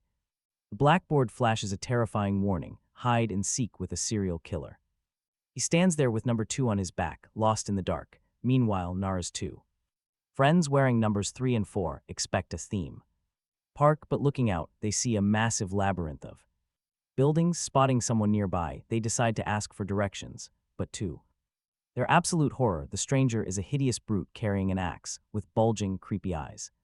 He yells to hide well, then lunges, sending the girls running. Pure panic. Meanwhile, Gunwoo is surrounded by 3 disgusting rat beasts eager to eat him alive. No hesitation, he strikes back with a single massive punch. He drops the first rat. He slips past the second beast, striking. It's so hard that it crashes straight into the third creature. In seconds, all 3 are down, flat on the ground. Gunwoo glares down coldly, but the beaten pests suddenly start shrieking for some terrifying master called. The tattered one, seeing Nam Gunwoo's raw power, they scream that he is too strong to live and must be eaten immediately. Right then, a massive, stitched-up nightmare emerges. It looks completely sewn together from old rags. It thanks them for the food and brutally swallows one of the rat men whole. Shaking off the shock, Gunwoo immediately retaliates with a ghostly punch to its stomach, but its belly turns into a swirling vortex, swallowing his fist, and instantly a heavy counterblow slams into his abdomen, sending him crashing back into a solid wall. Seizing the chance, the monster grabs his arm, hoists him high, and slams him hard against the floor, mockingly asking if he has ever experienced death before as it opens its massive jaws to swallow him, but Gunwoo just asks if it really wants to eat him that badly. The second its maw gapes wide, he fires an electric punch straight down its throat. This shattering blow tears its body apart, which begins to disintegrate. From the wreckage, thousands of squealing rats start pouring out. Only now does Gunwoo realize he is inside a massive rat nest. Elsewhere in this terrifyingly dark place, Nara is hiding inside a classroom. 4 armed rat beasts are actively searching for her, leaving Nara whispering in terror, wondering what they are. While hiding, she finds Another student, SHH, stay quiet, but it is no use, a beast. Leaps onto a desk, snarling out a challenge and spots them, leaving the girl. Terrified, the monster lunges. Nara slips away, safe for now, soon. The rest of the armed beasts charge. That is when her new friend helps her. Escape as they flee, Nara asks who those creatures are, and her companion yells they are rat monsters after her, specifically the ones eating fingernails. They race upstairs, but their escape route is totally blocked by a locker. To make things worse, dozens of armed rat men appear. Surrounding them, total dead end. Panic sets in. Nara's ally, gripping a small axe, tells her to stick near the railing. Then she swings the blade, cutting the thick rope securing the lockers at the top of the stairs. With that, the heavy furniture tumbles down, burying the beasts and making them drop their weapons. Seizing this brief distraction, the girl uses a key with a rabbit charm to unlock a locker, telling Nara to follow her, promising to explain everything once they are inside. Nara crawls into the tight cabinet and they crawl through a tight passage leading to a hideout. The girl explains that those monsters do not know about this space, keeping them safe. She introduces herself as Kim Hyuna, explaining she was dragged into this nightmare a month ago. Waking up here, she realized the truth. It was a giant rat hole where humans are treated like lab rats. Hyuna reveals about 30 people were originally dragged here. Almost every single one was hunted down, eaten by those beasts. She warns that fresh victims like Nara are constantly captured for this living hell run by the Rat King Gam. Meanwhile, back with Nam Junwoo, our guy is currently interrogating one of those creepy rat men. The creature squeals that a brutal game is happening here, where only the strongest survivors can reach the throne. Junwoo demands to know what lies on that throne. And the beast answers, ultimate power. Only the sole survivor sits there. He adds that the only way to escape this underground maze is right above that throne. Junwoo realizes that if he wants to get out alive, he has to defeat the Rat King Gam. No wasting time, he orders them to lead the way.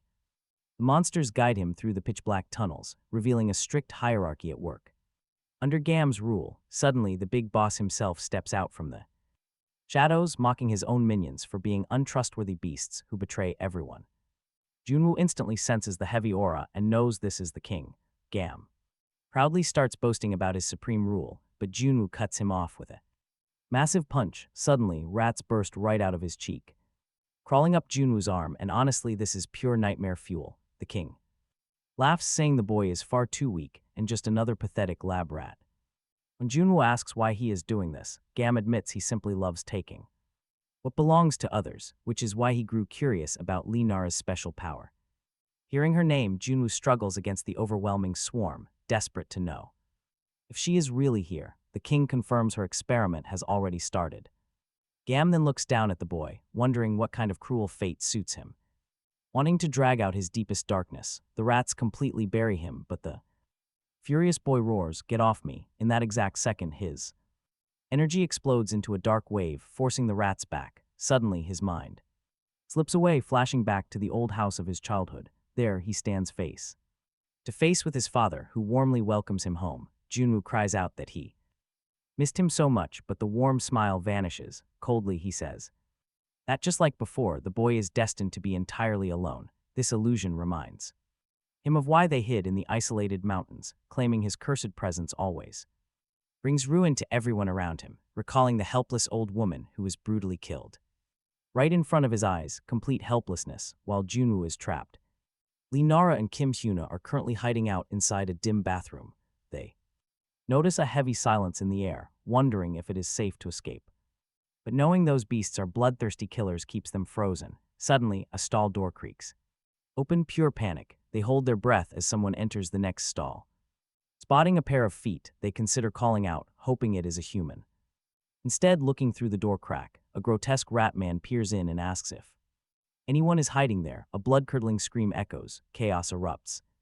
They are spotted. Seconds later, a rat-like woman catches their scent. She pulls out a box cutter. Within moments, 6 armed rat women surround the stall. They scream, demanding to know who is hiding inside. Meanwhile, in a separate room, Nara watches. She stares at the monitor, realizing her friends, Sujin and Eamjai, are in deep trouble. Next to her, Hyuna uses this terrifying moment to throw in a cold, cynical comment. She asks if Nara seriously thinks of them as actual friends in a place like this. After all, only one survivor can claim the throne and escape this twisted game alive. In her eyes, alliances are just temporary shields. Everyone eventually betrays everyone else. Friendship is just a joke to her, but Nara refuses to believe that dark logic. She knows her companions. She knows this is just a cruel test of their loyalty. Hyuna warns her to stay put. Hiding in the bunker is the only safe option. But Nara tunes out the warnings. She silently grips a ruler and a sharp pencil. If she has to become a literal monster to protect them, then so be it. Hyuna calls her an idiot, shouting that only one single person can leave this place. But Nara is resolved. She will save everyone and they are all going home together. Meanwhile, Nam Gunwoo is trapped in a living nightmare, facing brutal psychological torture. The Rat King Gam toys with his mind, pulling up old memories of his grandmother. Gam knows exactly how to break him, targeting his deepest fear of being left behind. It is the same agonizing pain he felt when his family vanished from his life.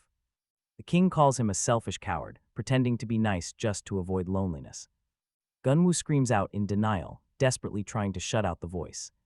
As his anger peaks, dark shadows and sharp thorns begin to erupt around his body. Gam feeds on this negative energy, eagerly peering deep into Gunwoo's trembling soul. He wants to expose the fragile, pathetic nature he believes all weak humans share. But deep inside, the king discovers a colossal black wolf bound in tight chains. This was Gunwoo's ultimate secret. Suddenly, the spirit of his father appears, shouting to stop. He explains those painful thorns were his son's only way to remain human and controlled. But the arrogant king does not care. He shatters the thorns, unleashing the beast. With the seal broken, the massive, terrifying wolf is set free, immediately launching an attack. It rips into the king, tearing away half of his spiritual body in one bite. The king realizes his massive mistake. Gunwoo was never weak. He had locked this power away. He kept the monster sealed, and now that monster is completely loose. Gunwoo's inner world shatters. When he opens his eyes, he has transformed into a beast. Part human, part wolf, he lunges forward, raining down a barrage of brutal strikes. Every heavy punch literally tears the king's body apart, yet the monster starts to laugh. He wheezes out that Gunwoo finally looks like the savage animal he really is. Gunwoo delivers one final, crushing blow, making the king's physical vessel completely explode. From the wreckage, thousands of tiny rats scurry out as the real king's voice echoes. He mocks him, saying he has successfully awakened a beast that only moves on instinct. Next, the king invites him to a special game, and a swarm of stitched dolls appears. The creeping rag dolls surround him. The Rat King tells him to embrace the chaos. He wants him to embrace his true nature, where the strong feed on the weak. Gunwoo smiles and accepts. He begins tearing the creepy dolls apart one by one. He hunts them down like prey to avenge his grandmother. Meanwhile, back in the bathroom, things are looking incredibly grim. The terrifying rat women have pinned Sujin and Eamjai down. The beast grabs Eunsi by her hair, ready to devour them. Suddenly, a makeshift arrow made from a pencil strikes one of the rat creatures, sending her crashing down. Nara steps out with a smirk, taunting them. Then she sprints away to lure the remaining three right into a trap. The mindless monsters chase after her blindly and plummet straight off the building. Sujin and Eunsi can only watch.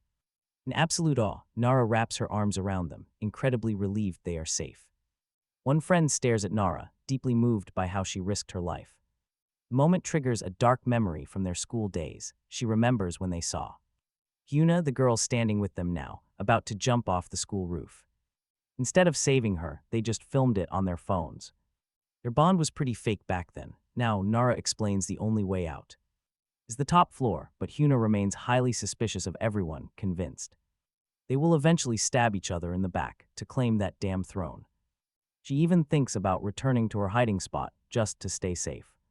Still, Nara extends her hand, offering a real chance to escape this nightmare together. Right then, Hyuna spots a grotesque monster creeping up from behind. She screams a warning as even more of the beasts suddenly emerge.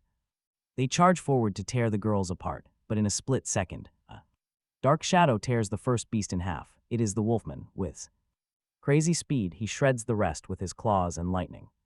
The girls freeze in absolute terror, watching him slaughter the pack within seconds. Nara is completely stunned, having no idea who this beast is. Panic rises as the wolfman turns and slowly walks toward them. He readies a devastating strike with his claws, seeing Nara as some kind of blinding light. Terrified, she screams out the name Gunwoo without even knowing why. Hearing that familiar name, the towering creature suddenly freezes in place.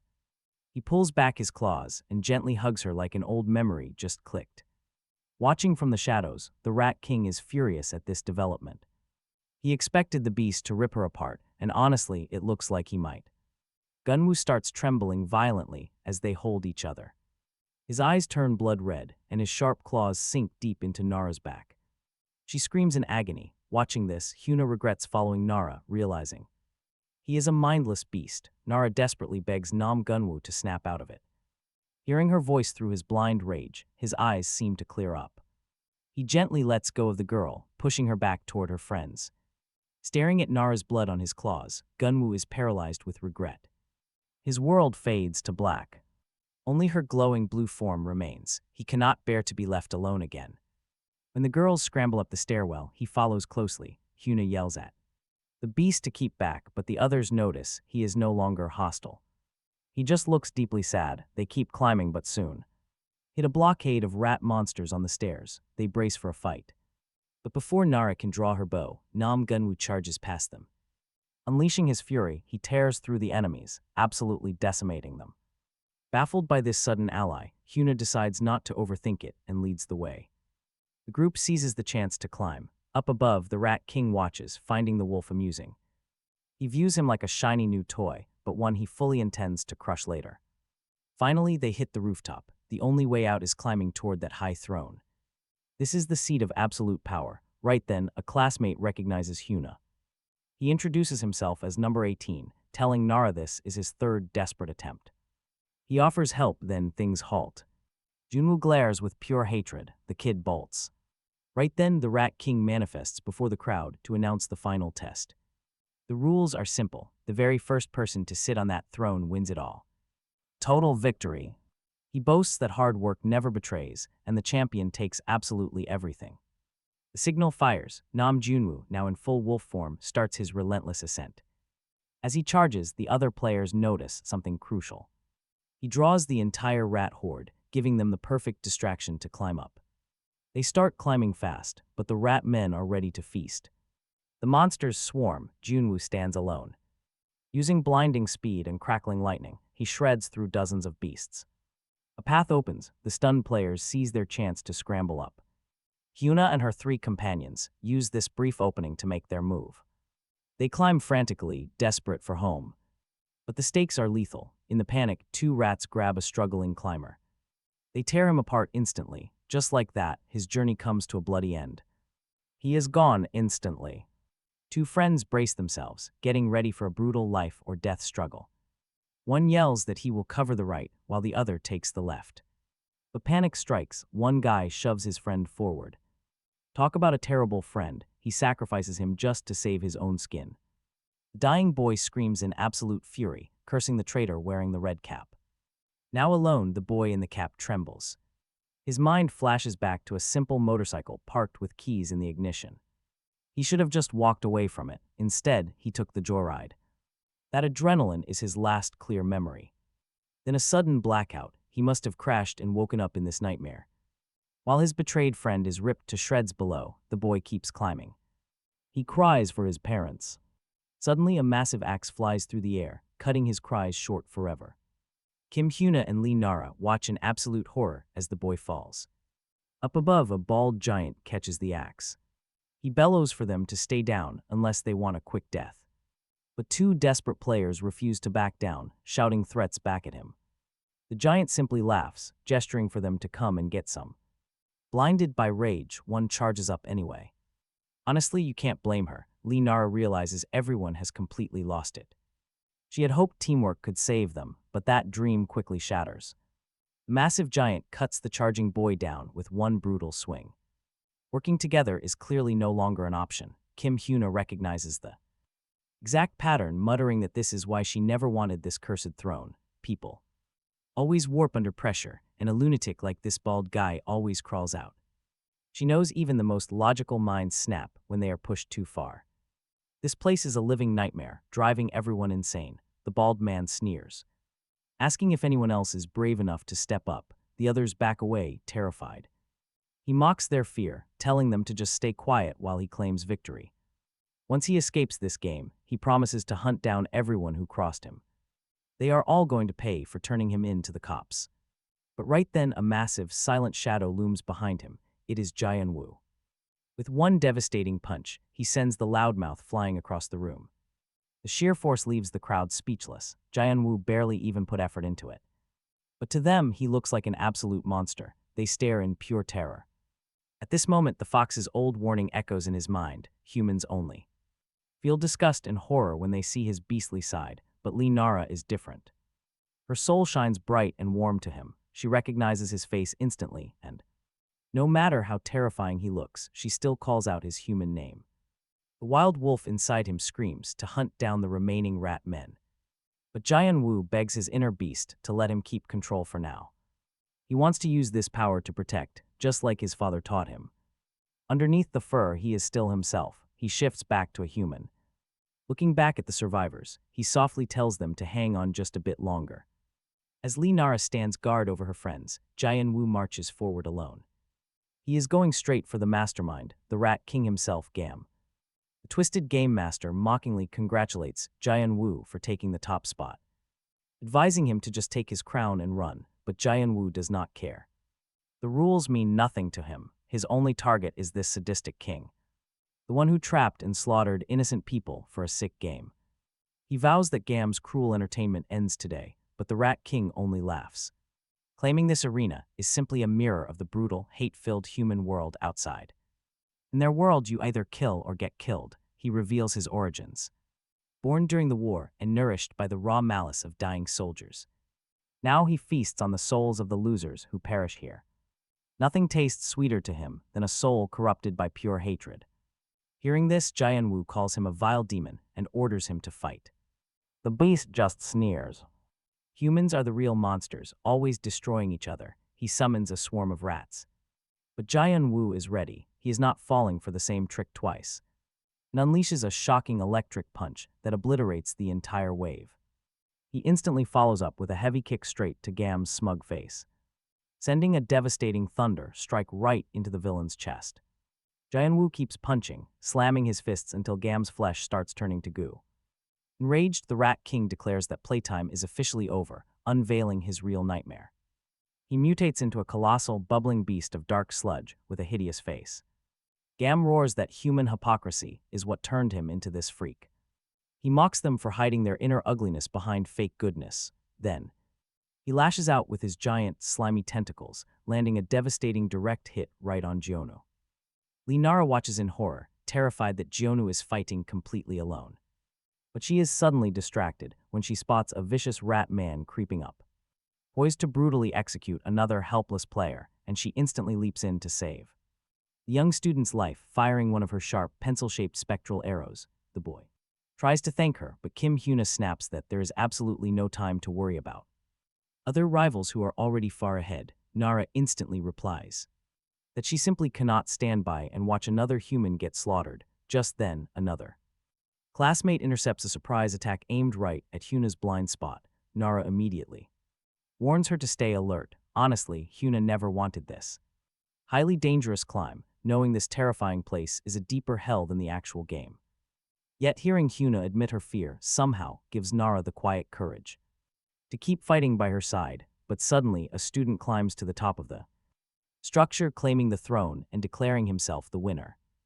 Nara recognizes him instantly, realizing he is the exact same kid she had just saved from those beasts. Now she instantly regrets it, wishing she had just pretended not to see him. This sudden wave of bitter disappointment seems to fill the entire chamber, feeding the room with pure dark resentment. The other players feel an intense surge of jealousy and anger watching this guy win, and some even consider pushing him off. Talk about instant payback. That is when a hooded figure suddenly steps up and shoves the boy off the throne. Seeing her chance, Kim Hyun-woo yells that they still have a shot at the top. Spurred on, Nara starts running too, but quickly stops. She wonders why she is running so desperately. Is that giant sky hole actually their only escape? And what lies beyond it? Who even created these cruel rules? As she questions this, she looks over and spots Nam Jae-woo in deep trouble. He is taking a Brutal beating from the Rat King, a truly massive sludge monster. Named Geem, the monster leaps directly onto him, screaming that he is the true king of this place. And his stomp heavily injures Jiaowu, deep inside his inner wolf. Warns him that he needs backup, but Jiaowu stubbornly refuses, insisting he can win entirely on his own. He channels massive spiritual energy directly into his foot and blasts one of the monster's legs apart, but the creature regenerates instantly and kicks him away again. Geem sneers that he is invincible here, since this place is fueled by the dark emotions of desperate humans. His inner wolf growls, furious at him for constantly denying its existence. It tells him they coexist like waves in the same ocean, and that deep within them lies a sacred relic, the Thunder Wolf. The beast demands he harness the dark power of malevolent spirits, just as the ancient hero Pungbeak did. Jiaowu finally understands. He admits he was always hiding his own dark side, absolutely terrified of being completely swallowed by it, but now he accepts it as part of him. Following the wolf's guidance, he unleashes the sacred relic's power. With a brutal punch, the blow completely shatters Geem's monstrous body. Every other competitor freezes right in their tracks, watching the giant Rat King as he crumbled to dust inside his own domain. Nam Jiaowu coldly declares that the monster's game is finally over. Jiom screams that he will regenerate, but as he tries to escape, a massive fissure tears open right in front of them. Nara realizes the pitch-black void bleeding from the crack is exactly what she saw while trapped inside the white fox. In that moment, a dark realization hits her. They are trapped inside the Rat King's soul. It is confirmed when they spot the beast's actual body on the floor, coughing up black bile inside a strange summoning circle. She acts fast, grabbing a simple pencil and a rubber band, utilizing her thumb ring to fashion a makeshift bow, the exact same trick she used to escape the fox. If she is right, the sky crack is not the only way out. They just need to find another opening, just like Jiaowu did when he defeated the beast. While he digs through the fallen creature's sticky slime to find something, Nara fires the pencil directly at the crack. It hits the target and begins to shine. Out in the real world, the Rat King's body brightens as he screams in agony. The whole dimension starts to crumble, furious that his domain is tearing apart. Jiom lunges straight at Nara with absolute rage, but Jiaowu steps in and delivers devastating knee strike on the beast, who is now completely powerless and crashes to the ground, utterly defeated. Jiaowu declares their game is finally starting as they face the final, ultimate confrontation. Meanwhile, the other students try to survive inside the chaos. The tower is completely collapsing, and all the survivors struggle to check this out. Nara notices something incredible. The crumbling structure is not just falling apart, it is actually transforming into a clear path. She shouts that everyone can escape if they follow it. Hyuna hesitates, unsure if it is safe, but Nara grabs her hand to escape. Together, those comforting words send Hyuna into a state of shock, triggering a forgotten memory from her past. She remembers her painful loneliness at school before a girl named A first approached her. This girl was everything. Hyuna was not beautiful. Smart and popular, they shared the same tastes and grew close. Guided by A's magnetic charm, they built a tight-knit circle, keeping a right at the very center of it all. Hyuna felt a strange mix of worship and jealousy. She wanted to be just like her, to beat her at something just once. That day came when their teacher handed back the latest exam results. Hyuna scored a 99, ranking first in class. On the other hand, A's grade had suddenly dropped.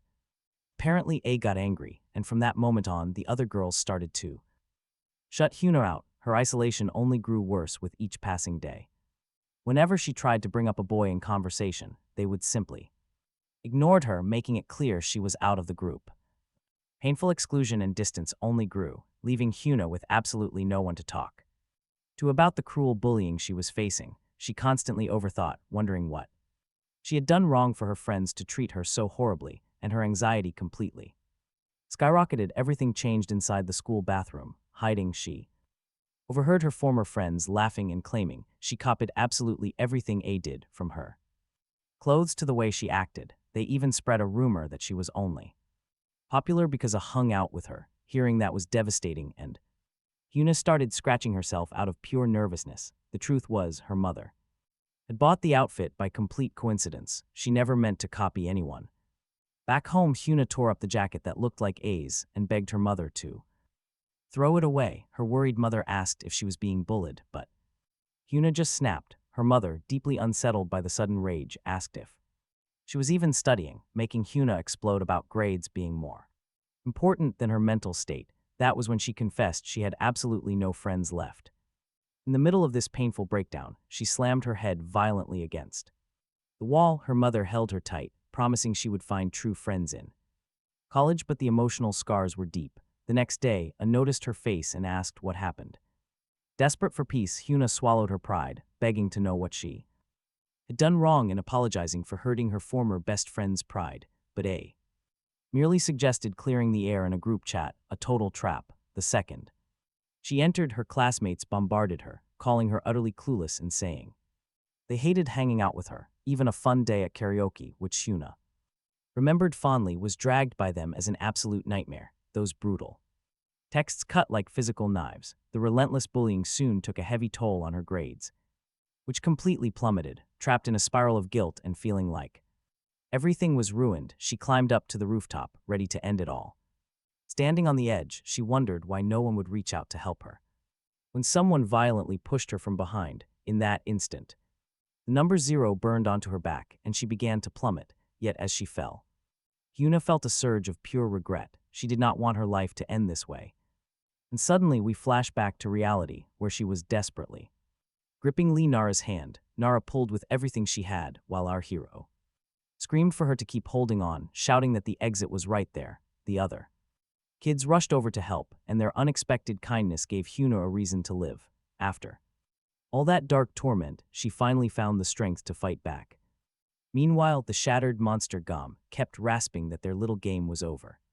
But Nam Junwoo was far from done. He declared he would level the entire arena so this beast could never hurt anyone else. Gathering crackling lightning in his palm, he unleashed the Thunder Wolf, which completely vaporized the monster and tore the rest of the arena apart. Under Junwoo's massive assault, the entire tower started to collapse. Amidst the panic, one survivor scrambled toward the throne, screaming that he was the winner as the seat levitated, but his triumph cut short instantly. The whole room began imploding, sucked violently into a massive black hole. Everyone held on for dear life, and Kim Hyuna, feeling a spark of hope, believed she could escape this hell. She recalled her mother's promise, resolved to hold on just a bit longer because she desperately wanted to make things right. She was not going to give up now, but at the absolute last second, a rat-faced guy leaped out and slammed an axe right into her back.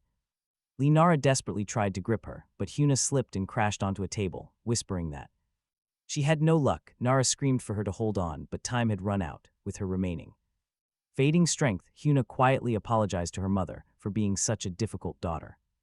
Feeling the warmth of Nara's hand, her soul drifted away. Lee Nara screamed in absolute shock and grief as the void began swallowing everything in sight. Nara lunged to catch Hyuna's soul, but managed to grasp only a tiny fragment remained before everything vanished. Suddenly, all the students woke up back in their real-world bodies, yet Nara woke up holding that piece of Hyuna's soul in her hands, absolute proof this was no dream.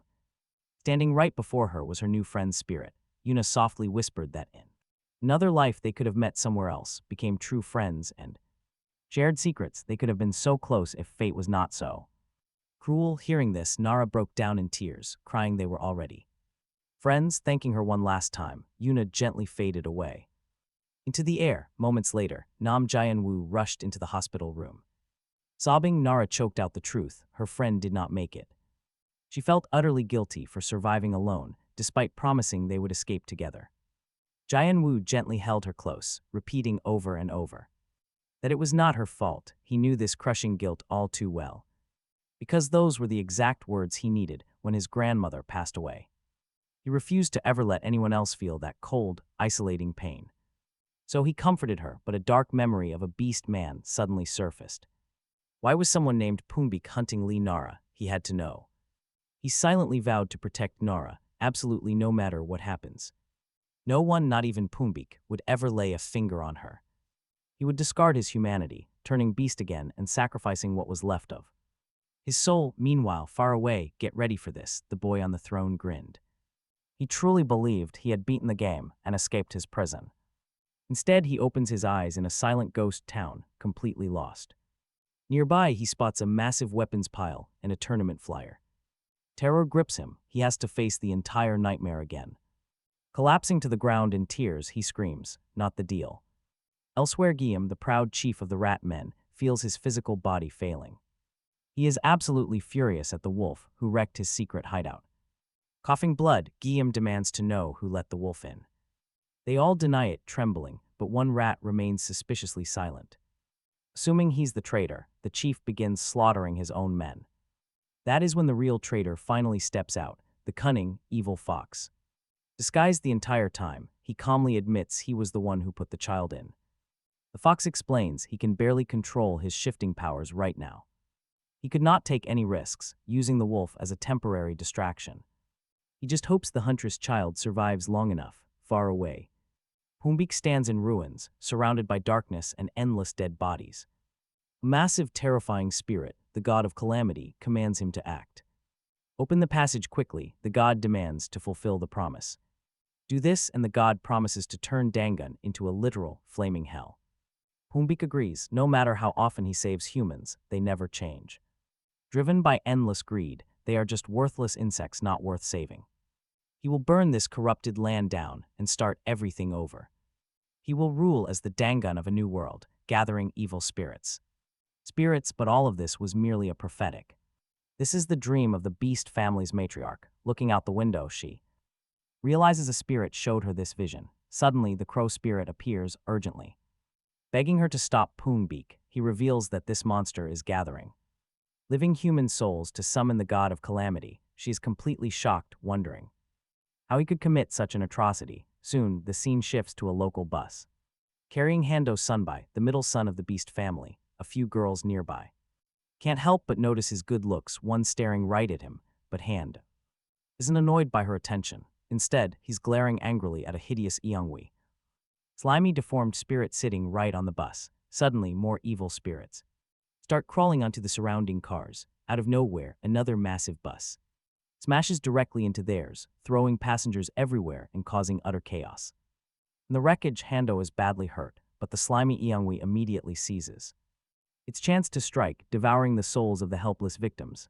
Hando realizes this entire disaster was engineered on purpose, solely to harvest human spirits. Nearby, a mysterious woman watches the carnage, egging the monsters on to feed as much as they want. After all, fresh living souls are everywhere. Trapped in the debris, Hando has a sudden memory of his past in a miserable pigsty. Wishing it was all a dream, he wakes up to a young woman tending to his wounds, relieved that he's still alive. She tells him she called the paramedics, but no one is responding yet. Hando stands up and realizes he can move perfectly. Seeing a rogue Eongwi devouring nearby spirits, he warns her that this place is extremely dangerous and they need to run. Helping the girl up, who has a badly hurt leg, things take a turn. Suddenly, one of those vile spirits tears her soul right out of her body. Her spirit hovers there, absolutely terrified of being eaten. But before the monster can strike, Hando Sunbai deploys a powerful barrier woven from his own radiant aura, saving her. He immediately follows up by manifesting two more barriers that crush and obliterate the beast. On this spiritual plane, the girl gasps as she notices dozens of other monsters circling them. Suddenly, a giant beast charges, but Hando clean slices it in half with another barrier, keeping her perfectly safe. He's honestly just annoyed that such hideous creatures are ruining his glorious vibe. Shaking with panic, the girl asks him if she is actually dead or if this is a nightmare. Hando gently places his hand on her head to calm her down, calling it just a dream before pushing her soul back inside. He tells her to treat it like a bad dream that will fade. Hearing this triggers something deep inside her. Her brother once used those exact words to comfort her during a dark time, a memory she could never truly let go. Hando then steps off the wreckage, telling her to stay put because the streets are crawling with beasts. Outside, he meets someone far worse, the vile woman who summoned these Eongwis. She immediately notices his strange spiritual energy. Amused he survived that brutal crash, she mockingly promises he will learn her plan right before he dies, since she loves to play with her food. Hando senses her terrifying, crushing power and instantly knows he cannot win this fight. Desperate, he starts looking for a quick exit, but she sneers, claiming she hates losing. Her targets warning Hando not to run. If she gets annoyed, every single Human nearby dies. Right then, massive black claws erupt from the shadows too. Her back splits open, revealing her true self. Hondo is shocked by her audacity. He threatens her, warning that the elite hunters will hunt her down next.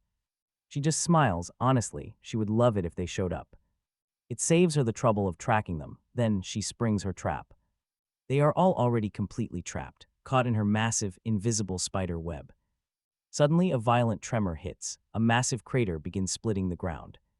Vehicles are instantly swallowed whole by the rapidly widening abyss. Inside a bus, terrified passengers are dragged down into the darkness too. Hondo desperately tries to hold on, but the insane pulling force drags him under too. The few people left on the surface look down into the seemingly bottomless pit. Just like that, everyone caught in the web's range had completely vanished. Meanwhile, elsewhere, Kim Hyunee is in a truly desperate state. The fragments of her soul that Lee Nara retrieved are rapidly slipping away. Her condition at the hospital is only getting worse by the hour. The doctors have already told her mother to prepare for the absolute worst. But she's still alive, trapped inside Guillaume's mind, tormented by endless nightmares. Knowing this, Lee Nara is filled with pure determination to fix this. She makes a promise she will save her friend no matter the cost. News of the shocking disaster quickly begins to spread everywhere.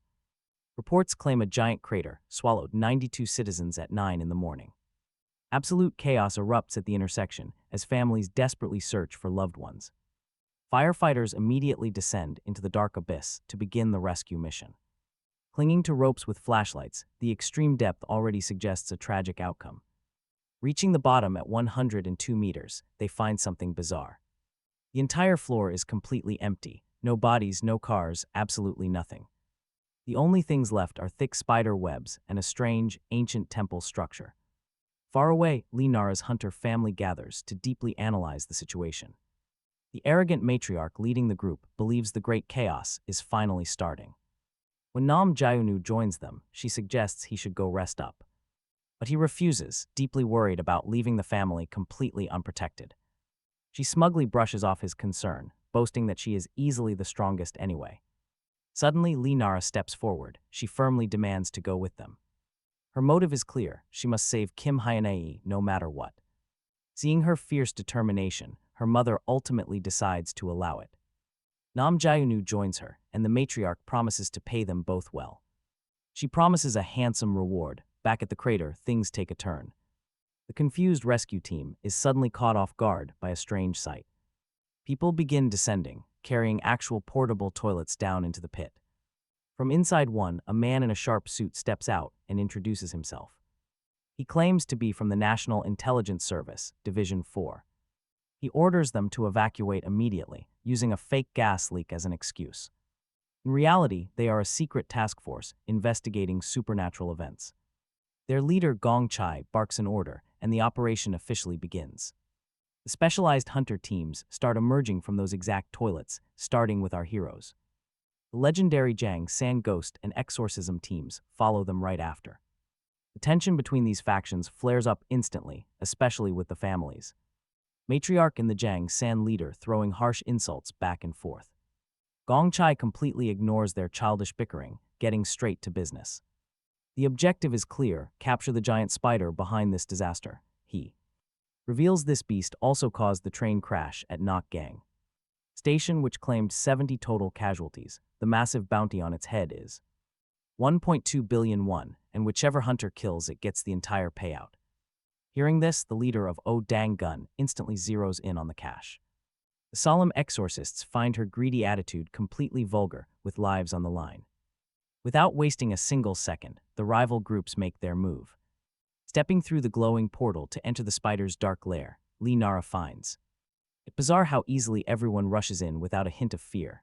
Nam Jaewu asks if she is ready, and once she nods, the pair follow the others inside. On the other side, the atmosphere shifts instantly. They find themselves inside a pitch-black cavern where massive webs and shrouded corpses hang from above. One body is incredibly ancient, dating back to the Joseon dynasty, proving that the beast has hunted for centuries. Suddenly, a smug exorcist taunts the students, telling them to turn back if they want to stay alive. Lee Nara fires back with a cold warning, saying she already sees the shadow of death on him. which completely rattles him. It turns out the monster was clever, disguising its frequent feedings as ordinary accidents, while a devout Buddhist monk offers a solemn prayer for the dead. A greedy priest spots glittering gold, clinging to the body's useless wealth they cannot take to the afterlife. Despite the awful setting, the man of faith cannot resist temptation and snatches a gold chain off a corpse. The priest quickly tries to justify the theft, muttering he will use the loot for charity, even reciting holy scripture to soothe his own guilty conscience. But right then, a massive, terrifying creature drops down from the shadows. Shocking everyone, the beast seizes Father Choi by his throat and without a second thought swallows him whole, just when everyone assumes it is all over. Something completely insane happens. The priest chants a prayer from within the beast and explodes right out of its body, emerging completely unscathed. Lee Nara realizes he used a divine power to save himself, and the matriarch finds herself quietly impressed by his faith. Father Choi admits he was expecting an ambush like this. Now, with the threat active, all three groups prepare to fight. The leader of Jang San, however, sees this as the perfect chance to slip away while everyone else battles the swarming horde of monsters. Meanwhile, the masked man tells the students to stay back and draws several glowing paper talismans, a smug move that highly annoys Nam Jae-woo. The real battle erupts as waves of monsters charge forward. The Buddhist monk acts first, painting a giant glowing mandala on the stone to form a sphere of divine protection around them. Meanwhile, Father Choi unleashes his own raw strength, igniting two glowing red crosses on his knuckles and using his holy fists to beat down the monsters. Soon after, a veteran archer tells the priest to step back and fires a massive flaming arrow of annihilation, incinerating a dozen beasts instantly. To end it, the masked warrior tosses his explosive talismans, detonating the remaining swarm. Bombs went off, ripping through the stone, even with their joint strength fading. Father Choi grunted, unable to hold the line. Then the protective barrier cracked under pressure. Monsters clawed through the holy shield, causing sheer panic. Their master warned them that her guardian deity was taking far too long to answer. "Buy me some time," she shrieked, looking completely frantic. Just as hope faded, Nam Gun-woo stepped right in front of her. Shielding her, he decided to unleash his power. His knuckles burned with a blinding light in the absolute pitch-black darkness. Charging forward, he unleashed his lightning. A giant beast of pure electricity materialized, tearing through the pack. Within a few heartbeats, a blinding shockwave of raw power reduced the monsters to ashes. The other high-rank hunters stood there, jaws dropped in utter disbelief. Lee Nara quickly scrambled to help, but she completely botched her shot, letting loose a glowing spectral arrow. Instead, it flew straight at Nam Gun-woo. He scoffed at her lack of skills, leaving her pretty stung. This reckless display was exactly what his mother had warned him never to do. If they ever discovered his real monster nature, the other hunters would immediately hunt him down. That tracking arrow only pursued monster energy, which was why it targeted him. He looked down to see fur and claws already breaking through. Shoving down the agonizing pain, he quickly hid his changing fist. Safe for now, he forced a smile and pretended to be totally fine. Their master suggested turning the upcoming spider hunt into a competitive game to see who wins. While others worried about their weaker kids, Kim Oram bragged about his power. The arrogant kid boasted that he was the strongest hunter in the group. The master decided they should split up. Talk about a dirty move, the Jangsan ghost team had already slipped away. They wanted the treasure, infuriating Oram. Meanwhile, the sneaky rivals were scoping out the path ahead with binoculars. Through the lenses, they discovered a massive warehouse that served as the monster's hidden lair.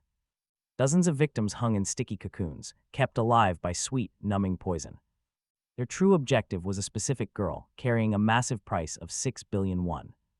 That kid was worth 5 times more than the target creature. Team Captain Jang Sungbai wanted to extract her quickly and cash in with his client. Unbeknownst to them, the massive arachnid was already looming in the shadows. The giant fangs tore their carriage apart in a swift, violent ambush. Running for their lives inside a wrecked train car, the two hunters fired their heavy gear. But even their expensive talisman bullets barely scratched its heavy armor.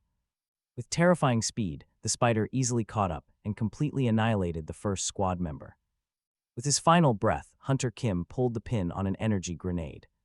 The blast heavily damaged the beast, throwing his partner, Jang Sungbai, away from the carnage. Blazing with rage, Jang finally stared at the beast's real shape.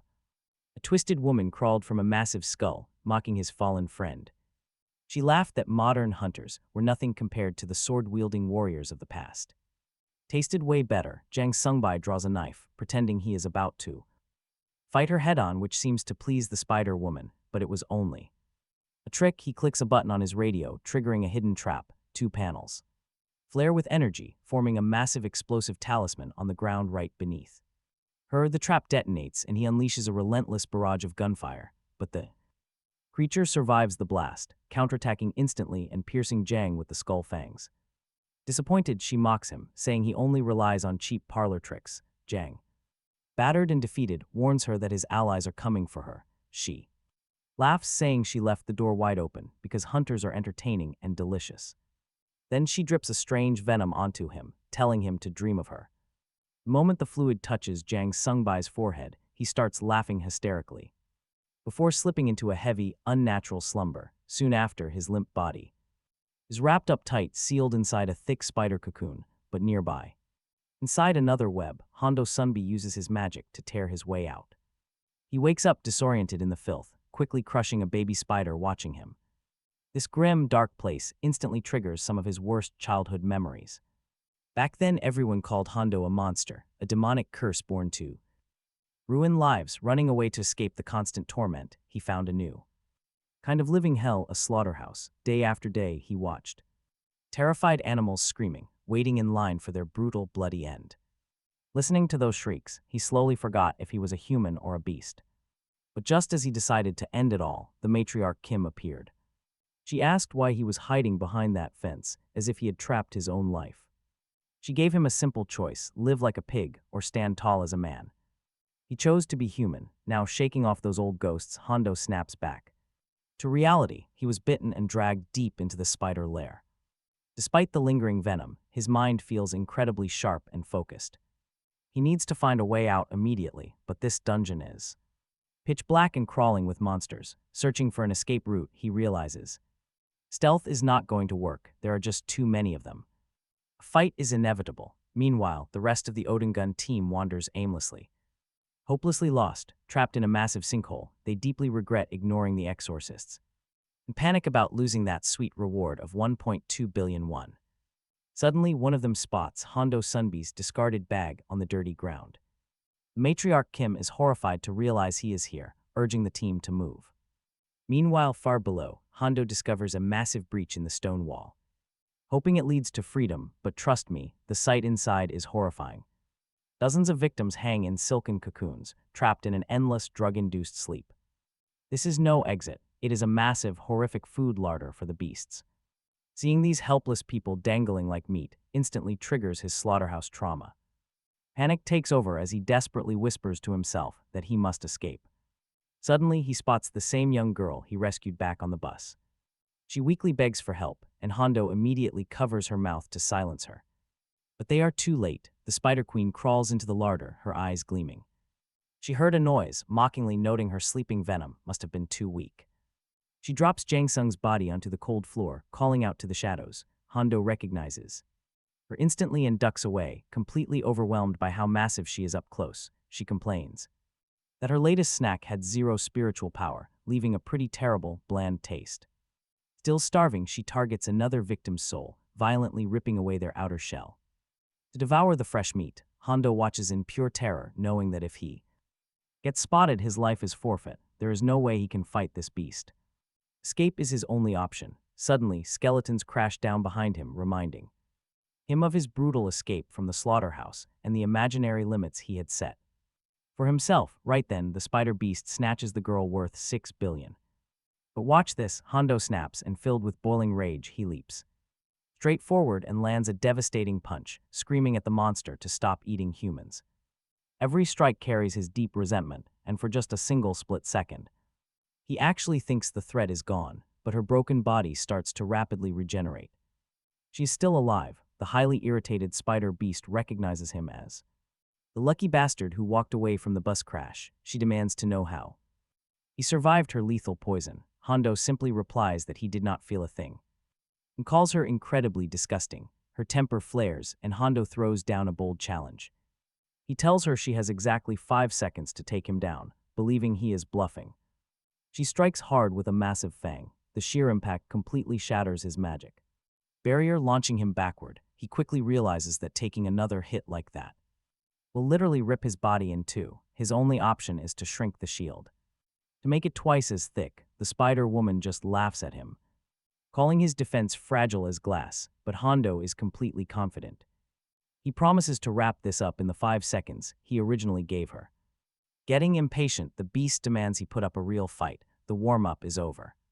Hondo immediately shapes 2 smaller barriers instead, placing one on each arm, and begins to deflect every strike. The shields break on impact, but that is all part of his master plan. Timing it perfectly, he slips away and leaps high into the air, bringing himself eitwise with the monster, using his aura to create a distraction. He locks her head inside a barrier and delivers a heavy kick straight to her stomach. She immediately uses her sharp fangs to shatter the cage, but another defense layer instantly pops up right underneath it.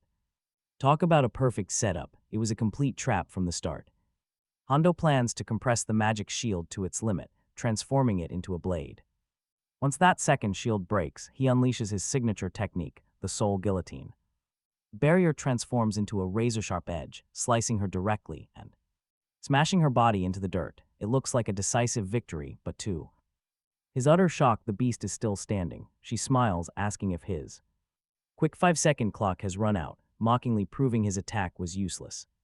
She laughs, noting how every self-proclaimed elite hunter who came here met the exact same fate, ending up as bones in her private graveyard. She promises to mount his skull on her door, but he stays completely calm and calls her a dried-up old hag, pushing her rage over the edge. She launches another rapid fury of fang strikes, which he barely manages to dodge. But his speed isn't enough, and one of her fangs cuts right through. Sharp claws pierce his ankle and then his arm, leaving him completely pinned down. But even cornered, Hondo-san Bai refuses to yield. He still has one last ace. Summoning another Soul Guillotine, only this time he gets incredibly creative. He spawns the razor-sharp barrier directly underneath a 1-ton truck parked nearby. Using the massive vehicle's weight, the blade slams down with absolute crushing force. It completely severs the Spider Woman's neck. The sheer impact blasts Hondo backward. His wild strategy worked. The monster is finally down, and he can finally breathe. He limps over to wake up the girl he saved from the bus earlier. She opens her eyes, totally dazed, and actually compliments his looks, but peace is short-lived. Suddenly, the monster's severed head sprouts tiny, twitching legs and begins to crawl. It scuttles across the floor. The detached head heads right back toward its own body. Snapping right back into place, the monster asks if this girl is his girlfriend. The girl mutters she hates handsome guys. Hondo snaps back that he hates girls with detachable heads. Talk about a savage comeback. Right after that, a thick darkness begins to swirl. A filthy black sludge of evil spirits wraps around her, locking the head tightly in place. The Spider-Woman mutates, growing way larger and far more terrifying than before. She lunges with massive new claws, forcing Hondo to cast a barrier to protect them. But the beast's power is unreal. Her venomous claws shatter his shield. They plunge deep into his shoulder, yet he doesn't scream in agony. Instead, Hondo just smiles. He feels the toxin dragging him into a dark dream. It is a memory from his childhood. The vision pulls him back to a wealthy home. He had been adopted by a rich couple right after leaving the orphanage. Back then, life seemed great. He finally had a family that cared. But everything changed the moment the couple had their own biological daughter. From then on, they cast Hondo aside. He was just an unwanted stranger. He realized his purpose was gone. Then, his true identity was suddenly exposed. It absolutely terrified them. For 4 agonizing, brutal years, they broke him. They locked the boy in a dark basement with a heavy chain around his neck. The days were endless torture. He starved, begged for water, and suffered in silence. To keep from losing his mind, he would just count dust floating in the air. Only his little sister, Somi, showed him any warmth. She was his only light. She would secretly sneak him scraps of food, despite knowing the severe punishment. Then came the day she brought something else, a key hidden with the food. He unlocked his chains and escaped into a pouring rain with absolutely nowhere to go. Spotting a truck loaded with pigs, he figured it was the perfect place to hide. It was a spot where he could blend in and mask his true nature. Exhausted, he crawled in with the beasts, thinking it was better to be a pig. Now the painful memory of that trauma floods back, fueling Hondo with pure rage. The spider woman is baffled. Her toxic trap isn't breaking his mind like it should. He has zero happy memories for her poison to corrupt. Frustrated, she tosses him aside. Pain racks his body, but he desperately throws up another barrier to protect himself. The monster swings a devastating strike that shatters his defense instantly. He is slammed hard into the dirt, taking a brutal beating from her many legs. Yet he refuses to black out. She mocks him, asking if he finally knows his place. But Hondo already knew what she was, and he is not done fighting yet. This monster is far too powerful for him, but he keeps getting back up. He remembers a voice urging him to finally stop hiding. Having chosen to live like a beast, he now wants to live as a human. So he decides to fight to the bitter end, even if it costs his life. The spider woman laughs at his determination, driving a massive fang right into his chest. That strike begins tearing the soul from his body, sending Hondo straight into shock. But at the absolute last second, Matriarch Kim, the powerful leader of the Odingun team, suddenly appears. A brutal, furious punch lands directly on the beast. Furious, she screams at the beast to never lay a single finger on her precious adoptive son. It slams the spider queen hard, completely burying her in the dirt. Moments later, the entire Odingun squad rolls up, ready to turn the tide of battle. Matriarch Kim complains that the monster ruined her son's handsome face. Hondo bursts into tears of gratitude, seeing that everyone actually came for him. Linara teasingly jokes they only showed up for the money, but their genuine family bond is undeniable.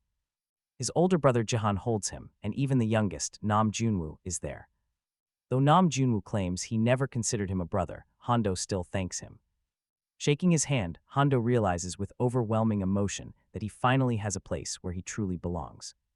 The spider woman stands back up, deeply impressed by their spiritual power. Hearing this, Matriarch Kim smugly assumes the compliment was meant for her. But the beast points past her, locking her gaze directly on the girl behind, Linara. She claims that in 800 years, she has never seen such massive energy. This girl must taste absolutely delicious. The monster clearly intends to devour her whole, but she is not alone. Nam Junwoo steps right in front, fiercely vowing that this will never happen. He promises to crush her himself. Now, the Spider Queen summons a terrifying servant. It is a skeleton knight mounted on top of another massive spider. She mockingly explains this skeleton knight was her 9th husband, who betrayed her long ago. With a gesture, she wraps him in dark energy, making him a loyal thrall. She orders him and the other skeleton soldiers to capture Linara immediately. Nam Junwoo intercepts him with an electric punch, but it is not enough.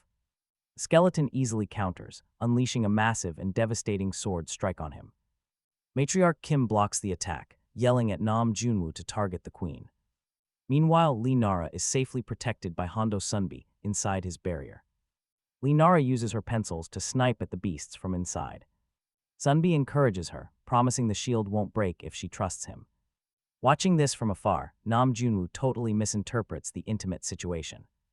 Furious with jealousy, he starts punching the Spider Queen's minions. He screams at Hondo Sunbi not to take advantage of the girl. Unleashing his fury, he obliterates dozens of monsters with electric punches. He yells for Linara to trust him instead of Hondo Sunbi. Enraged, Nam Junwoo directly challenges the Spider Queen to a fight. She swings an enormous claw, but his electric counterpunch completely shatters it. Her giant arm goes limp as he slams her into the ground. But the queen mocks him, warning that breaking one arm changes nothing. Instantly, her other sharp arms pierce clean through Nam Junwoo's chest. Blood everywhere, his terrified family watches in absolute horror, but instead of screaming in pain, he starts to grin as a dark voice echoes, claiming that one day he will need this beast because they are one and the same. Right before everyone, Jianwu completely transforms into a massive black wolf, the Spider Queen. Tries to mock him, but the beast slams her face into the dirt. With a single hand, the pure shockwave makes Hondo Sunbi warn Linara to stay back because the guy is way too dangerous now, his family screams. For him to change back, but he does not hear them. Annoyed, the queen snaps her fingers, trapping him in a web cocoon before throwing a whole bus on him. But the werewolf easily evades it as he charges forward again.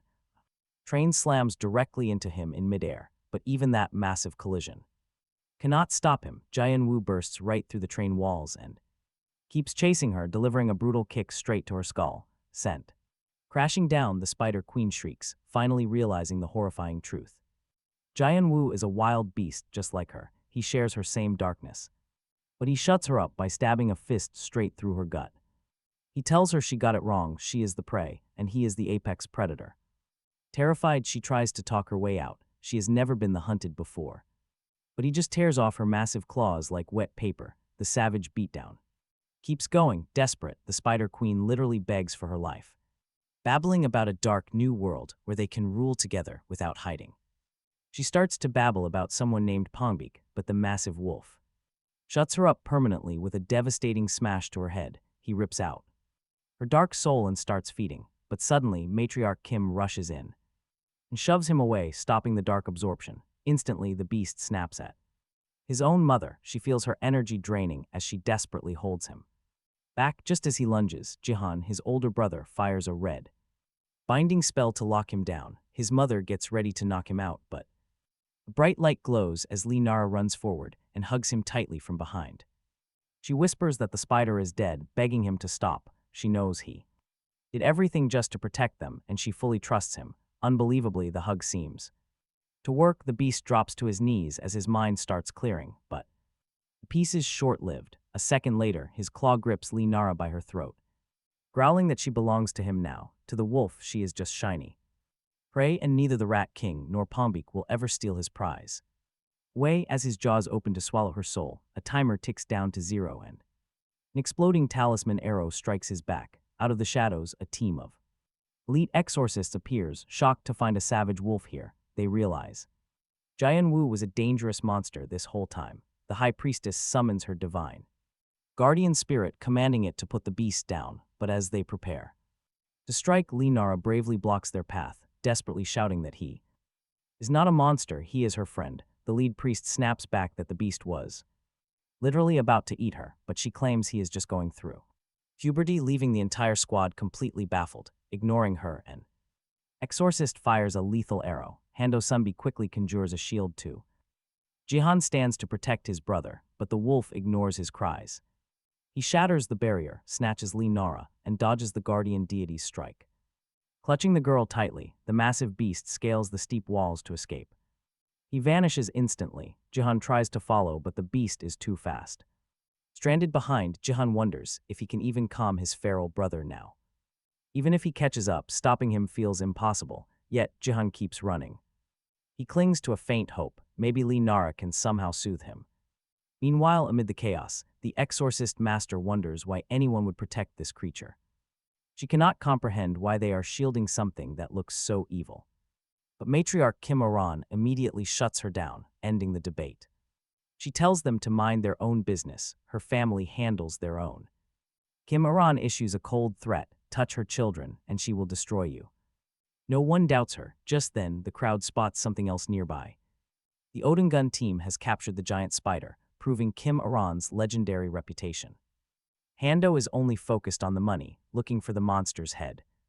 That severed head is worth a massive payout, and Kim Aran wants it. She cannot afford to lose 1.2 billion won. Suddenly, the severed spider head sprouts tiny legs and scurries away. It is far more resilient than anyone expected, desperate to escape. Offended by being called a cockroach, the head lunges in pure fury. But Jang Soon steps in and stabs it dead. Kim Aran is furious. She accuses him of trying to steal her prize, money right from under her. Jang Soon explains he only wanted to avenge his partner, not steal cash. To prove it, he hands the head over to Kim Aran, forfeiting the reward. But get this, Jang Soon actually has a far bigger prize in mind. The 6 billion won bounty on Lee Sumi, the wealthy conglomerate's daughter. He will not risk that massive fortune for a petty 1.2 billion. With the spider dead, Jang Soon starts carrying the injured to safety. Hando spots him carrying Lee Sumi, the girl worth a mountain of cash. The onlookers are stunned, assuming Jang Soon is acting purely out of kindness. Inspired, the leader of the Dangan family decides to join the rescue. The exorcist master watches, realizing money is not their only motivation. Together, they begin slicing open the sticky webs to free the survivors. The special division leader is shocked to see crowds pouring out of portable toilets. This proves he really did hire the best teams in the country. Meanwhile, far from the chaos, a very different scene is playing out. Inside a quiet subway car, the Beast is finally alone with Lee Nara. Now watch, she shows zero fear, calmly asking if he plans to eat her. He growls back he will not let anyone else touch her, but he might. Unexpectedly, Lee Nara wraps her arms around him, praising his soft fur. He asks if she is crazy, but she simply trusts Nam Gunwoo. Trying to scare her, the Beast grabs her shoulders and warns her. He is not the boy she thinks he is, she just smiles. She asks if this is the part where he turns back into human. The Beast replies that in fairy tales, this is where the girl gets eaten. Devouring him, unfazed, she pulls out an energy-infused ruler and shoves it right into his chest, demanding the wolf vanish so Nam Gunwoo can return. Instantly, the massive rush of spiritual power triggers a blinding explosion of light. Inside the subway car, forcing the Beast to change back, Gi-hun spots the light from afar and fears the absolute worst as he charges straight inside. But there is Nam Gunwoo, completely human and resting peacefully on Lee Nara's lap. Up on the surface, things are already being wrapped up pretty quickly.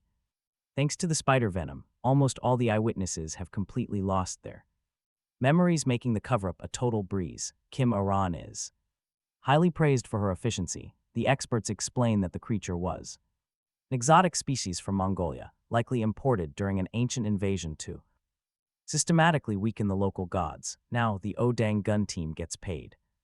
They get a massive 1.2 billion won reward, and Kim Aran is already dreaming of luxury shopping, paying rent, and finally escaping absolute poverty. But then Gong Ki ruins the mood with some pretty terrible news. It is time to pay for the damages. First, 300 million for a ruined factory, then 400 million for the wrecked subway car, and another 200 million for item fees. Out of that huge check, only 300 million is left. She screams that he is a thief. Far away from that money drama, Lee Sumi gets word that her father, the powerful chairman, wants to see her. She is genuinely shocked by this. Han-do-sun Bai approaches and asks her why she fled and why he worked so hard to protect her. They have met before. He urges her to go home soon because her family is incredibly worried. When he says goodbye, Lee Sumi suddenly remembers everything. This is him, the very boy she grew up with, trapped together in that pig pen. She hates what his adoptive family did to him, but is glad he survived. Since they are no longer related, she wonders if they can love each other differently. Her words plunge Han-do-sun Bai right back into his darkest childhood memories. A deep, agonizing pit he can never seem to escape, but then he remembers. The day he met Kim Aran, she found him starving and asked where he belonged. Having nowhere to go and no one left, he could not answer. That was when the matriarch kindly offered to become his mother. This beautiful memory gives him the strength to climb out of that pitch blackness, choosing to hold onto the light instead of the pain. Right then, Kim Aran suddenly appears, cheerfully shouting that the job is done and they can finally go home. Hearing he has a place to return to makes Han-do-sun Bai feel good. The matriarch hugs him tight, promising a delicious dinner as soon as they get back. For the very first time, he feels truly blessed to have a real family. Meanwhile, the cold-hearted chairman gets a sudden alert that his daughter has finally arrived. Looking absolutely exhausted, Lee Sumi steps into the room to meet her father. She is finally home, but the tension in the air is thick. Despite just surviving a major car crash and a deep sinkhole without any injuries, she coldly tells her father that he has no right to pretend to care. In response, the chairman delivers a brutal, ringing slap right across her face. He is furious she fled and shamed their name, yet Sumi confronts him directly. She tells him he has changed and is acting bizarrely, especially concerning her mother, who has been in the hospital for 3 years for no clear reason. She accuses him of never visiting his wife or caring about his own daughter, demanding to know if he even knows her birthday was just yesterday, but his response is only more violent. He slaps Sumi again, and just as he raises a heavy club to strike, a man in a sharp suit steps in. This is Poongbeek, and he intervenes, saying that Sumi has surely gotten the message. He warns the young girl to behave since her father is destined to do great things, and she must not embarrass him. The cold chairman then reveals that thanks to a certain man named Mr. Kim, they tracked her down, demanding she thank him, but Sumi knows Deep down, that Poonbeak is the real reason her entire life shattered. Elsewhere, Nam Gunwoo is tenderly looking after Lee Nara. He gently applies ointment to the raw claw marks on her neck, feeling absolutely terrible about what he did. He explains his inner wolf lost control, but his human side offers a deeply sincere apology. Nara forgives him, saying the beast was to blame, not him, but Gunwoo insists that wolf is part of his soul, promising he will never transform like that again. Suddenly, the bandage on her neck falls off, and as he presses it back on more securely, the atmosphere completely shifts.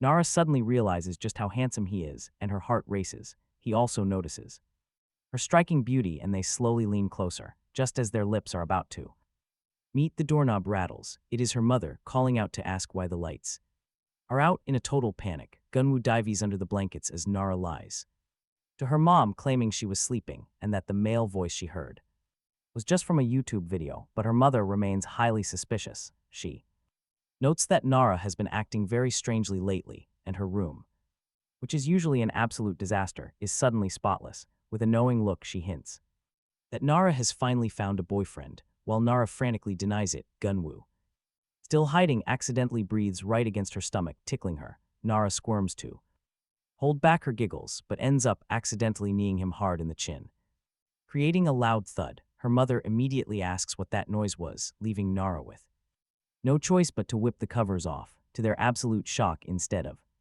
a boy, a giant black wolf is lying on the bed. Gunwoo is relieved he transformed in the nick of time. Nara quickly scrambles to make up an excuse, claiming the massive dog belongs to her classmate. When her mother tries to pet him, the wolf growls, so Nara gives him a little tap on the head to scold him. In a sudden slip-up, she calls him Nam Gunwoo, but quickly corrects herself, lying that the dog is actually named Munchie. Elsewhere, a family is out shopping at a busy local market. A father hesitates over a toy his boy wants, offering a much smaller option instead. The understanding boy gets it completely without any explanation, but right in that moment, the father suddenly hears a strange voice. The spirit of his late father appears, calling out and whispering a specific sequence of random numbers, telling him never to forget them. It was all a dream. The man bolts awake in a cold sweat, telling his wife his dad appeared with those numbers. Suddenly, it completely clicks in their minds. Those were winning lottery numbers. At school, the spirits whisper about what happened. Meanwhile, Mr. Kim decides to show off his new ability to move real objects. He focuses with everything he has, but the metal can does not budge. After immense effort, he lets out a fierce shout. The can finally slides. The onlookers are stunned. This is a poltergeist phenomenon, moving physical objects using pure spiritual force. Even without a living body, the more they practice, the more they can do. And Mr. Kim has a plan. Use that power to change the lottery numbers and help his son. The effort is brutal, pushing him to the absolute limit of exhaustion. A female ghost urges him to keep his son in mind, so he does not quit. Kim pushes forward, and all the nearby spirits cheer him on to keep going. Nara noticed the school had grown restless from all the ghostly activity. She watches everything with a soft smile, moved by the deep love Mr. Kim shows for his son. She felt certain he was a wonderful father, but Kim surprises her by admitting the truth. He did not treat his son well in life. Kids notice everything, he explains. They see the wealth and the poverty. That day at the market was his boy's birthday. The kid begging for an expensive toy gun, and his father telling him he would shoot real guns in the military anyway. His son was crushed. Kim wanted to raise his son normally despite the lack of cash, but normal is incredibly hard. Nara tells him to stay strong and touches his hand, sending him spiritual energy. Kim glows brightly, his presence expanding until he looks strong enough to move mountains. The wolf watches closely, immediately recognizing what Nara just did. And get this, she shared her own energy. The live lottery broadcast begins. Kim thanks Nara and glides through the walls to reach the lottery machine. As the drum spins, he reaches inside to change the outcome for his boy. But out of nowhere, a massive ghost clad in samurai armor blocks his path. The armored warrior drags Kim away, demanding to know if he ever served his country. Dozens of military ghosts suddenly appear, standing at attention all around them. The general barks that it is time for their own descendants to be rewarded. Younger spirits join the fray, demanding their own ancestors get the prize instead.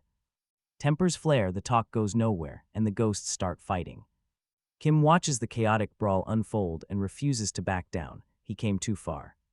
He paid his taxes and lived as an honest citizen. He has rights too. Pushing through the ghostly pileup, Kim reaches toward the spinning machine as numbers draw. Back home, his wife checks the ticket. She sighs, not a single number matched. Her husband sighs. His father is still as useless as he was in life. The son remembers his father's big, empty childhood promises.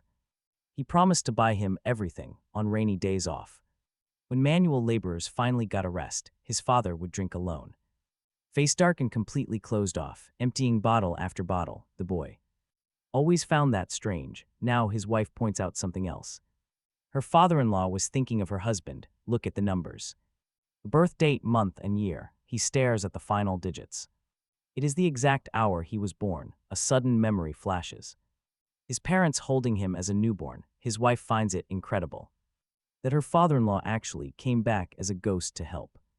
He remembers a different time, when his father bought him a tiny toy gun as a child. Back then, the boy was absolutely thrilled, calling his dad the absolute best in the world. Now, as a grown man, he weeps, only wishing his father would visit his dreams more often. Just seeing his face again would ease this painful longing. Meanwhile, Kim's spirit is currently getting knocked around by the other souls. The lunchbox ghost tells him to eat up and train harder. When they ask why he chose those specific numbers, Kim's answer is simple. It was the exact day his son was born. Elsewhere, man quietly moves 6 billion won off the corporate books. The recipient's eyes light up, promising to deliver results, placing a lethal curse on whoever the client wants. Completely confidential, settling dark blood feuds. Nearby, the white-haired boss running the deal can hear muffled, agonizing screams leaking through the walls. It is some poor girl suffering, but the cold-hearted ghost Jungsun does not care. 6 billion won is more than enough to silence any conscience. The client is Lee Seung-deok, the ruthless billionaire head of QJ Group, the second largest conglomerate nation. He built this empire from the ground up, securing immense power, a vast fortune, and a clear path straight to the presidential palace. Meanwhile, the elevator doors slide open onto a pitch-black corridor. Standing right before Jangsan is the enemy. With no time to even blink, the monstrous foe lunges forward, clamping a hand onto the ghost's face.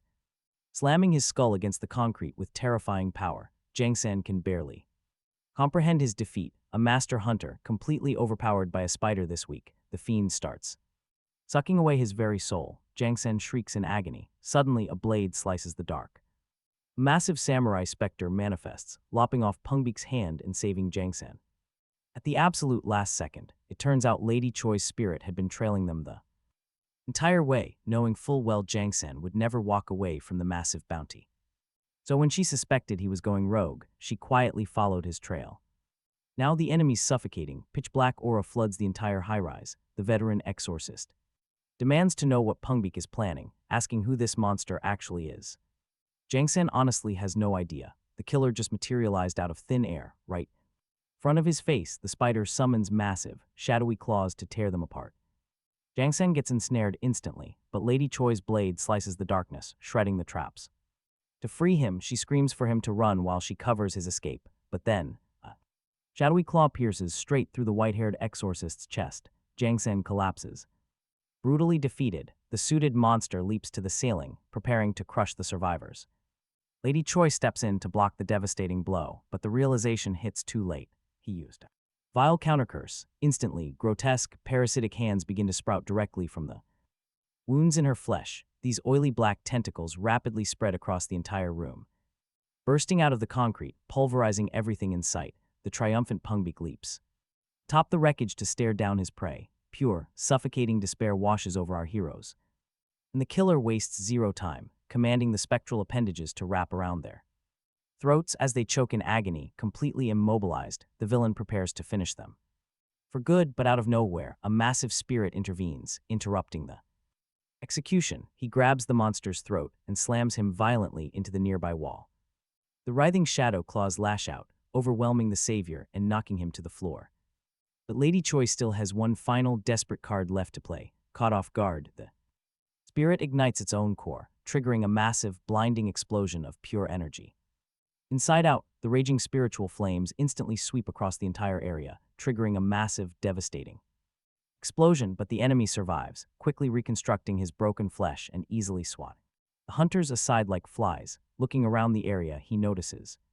The heroes managed to escape. Everyone made it out except Choi, who sacrificed herself. To clear an escape path for them, Beck promises to give the brave heroine a proper funeral. Meanwhile, a creepy man watches a lone woman running down the street. He calls himself a god. Having already taken 9 lives, he remembers how they begged. As if in prayer, that desperate begging is exactly what turned him into a god. Killing addict, but just as he closed in on his 10th target. Everything went wrong. A speeding car hit him head-on, back at school and irritated teacher rudely wakes up a student named Sioku during class. Sioku arrogantly tells the teacher to mind his own business and just teach without bothering him, even telling his desk mate to only wake him when class is over. This guy truly believes he is untouchable for standing up to authority. He looks around at his unsettled classmates, convinced that nobody can stop him. He is the ultimate predator in this high school jungle, but then a sudden bump stops him cold. It is Nam Jae-woo, and that brief contact makes Sioku absolutely furious. He is ready to fight, but Nam does not care. Having absolutely no clue who this angry bully even is, Sioku is stunned.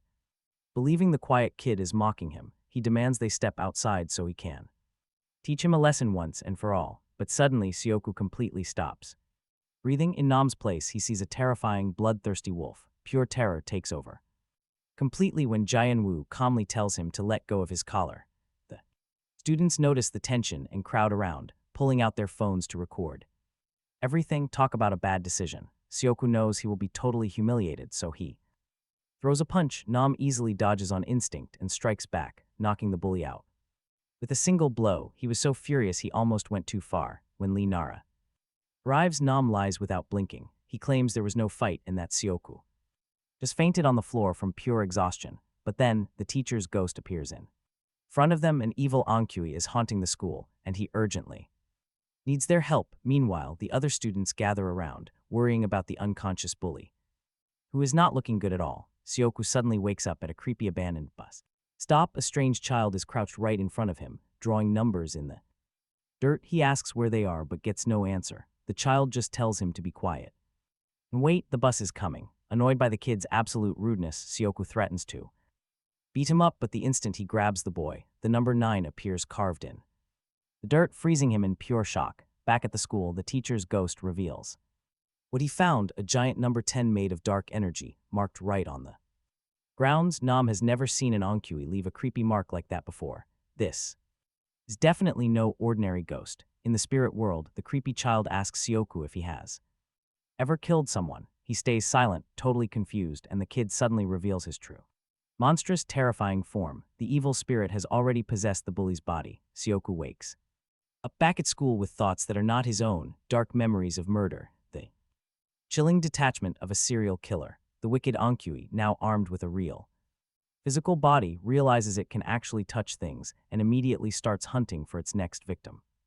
The spirit reveals that Siokwai already carried a deep desire to kill. That made the possession easier, and it gleefully notes the next targets will be even simpler. Walking down the hallways, it sizes up the students around it to choose its prey. In class, Siokwai surprises everyone by answering a complex equation instantly. Nobody ever expected that from him, but it makes total sense. His new passenger is a killer from Seoul who evaded police for years. It finds cigarettes in the boy's pocket and crushes them. Bad for his health, and worse, they leave DNA traces at the scene. He tosses them away and starts exercising, pushing the heavy body to move. The soccer teammates get excited seeing the bully looking so sharp. Meanwhile, Nam and Lee Nara visit Handu to discuss the problem. He receives the news with obvious irritation because he already knows they will ask him to help catch the Yonkwai. He heard the virgin ghost beg for protection from the spirit and figures the entire situation will sort itself out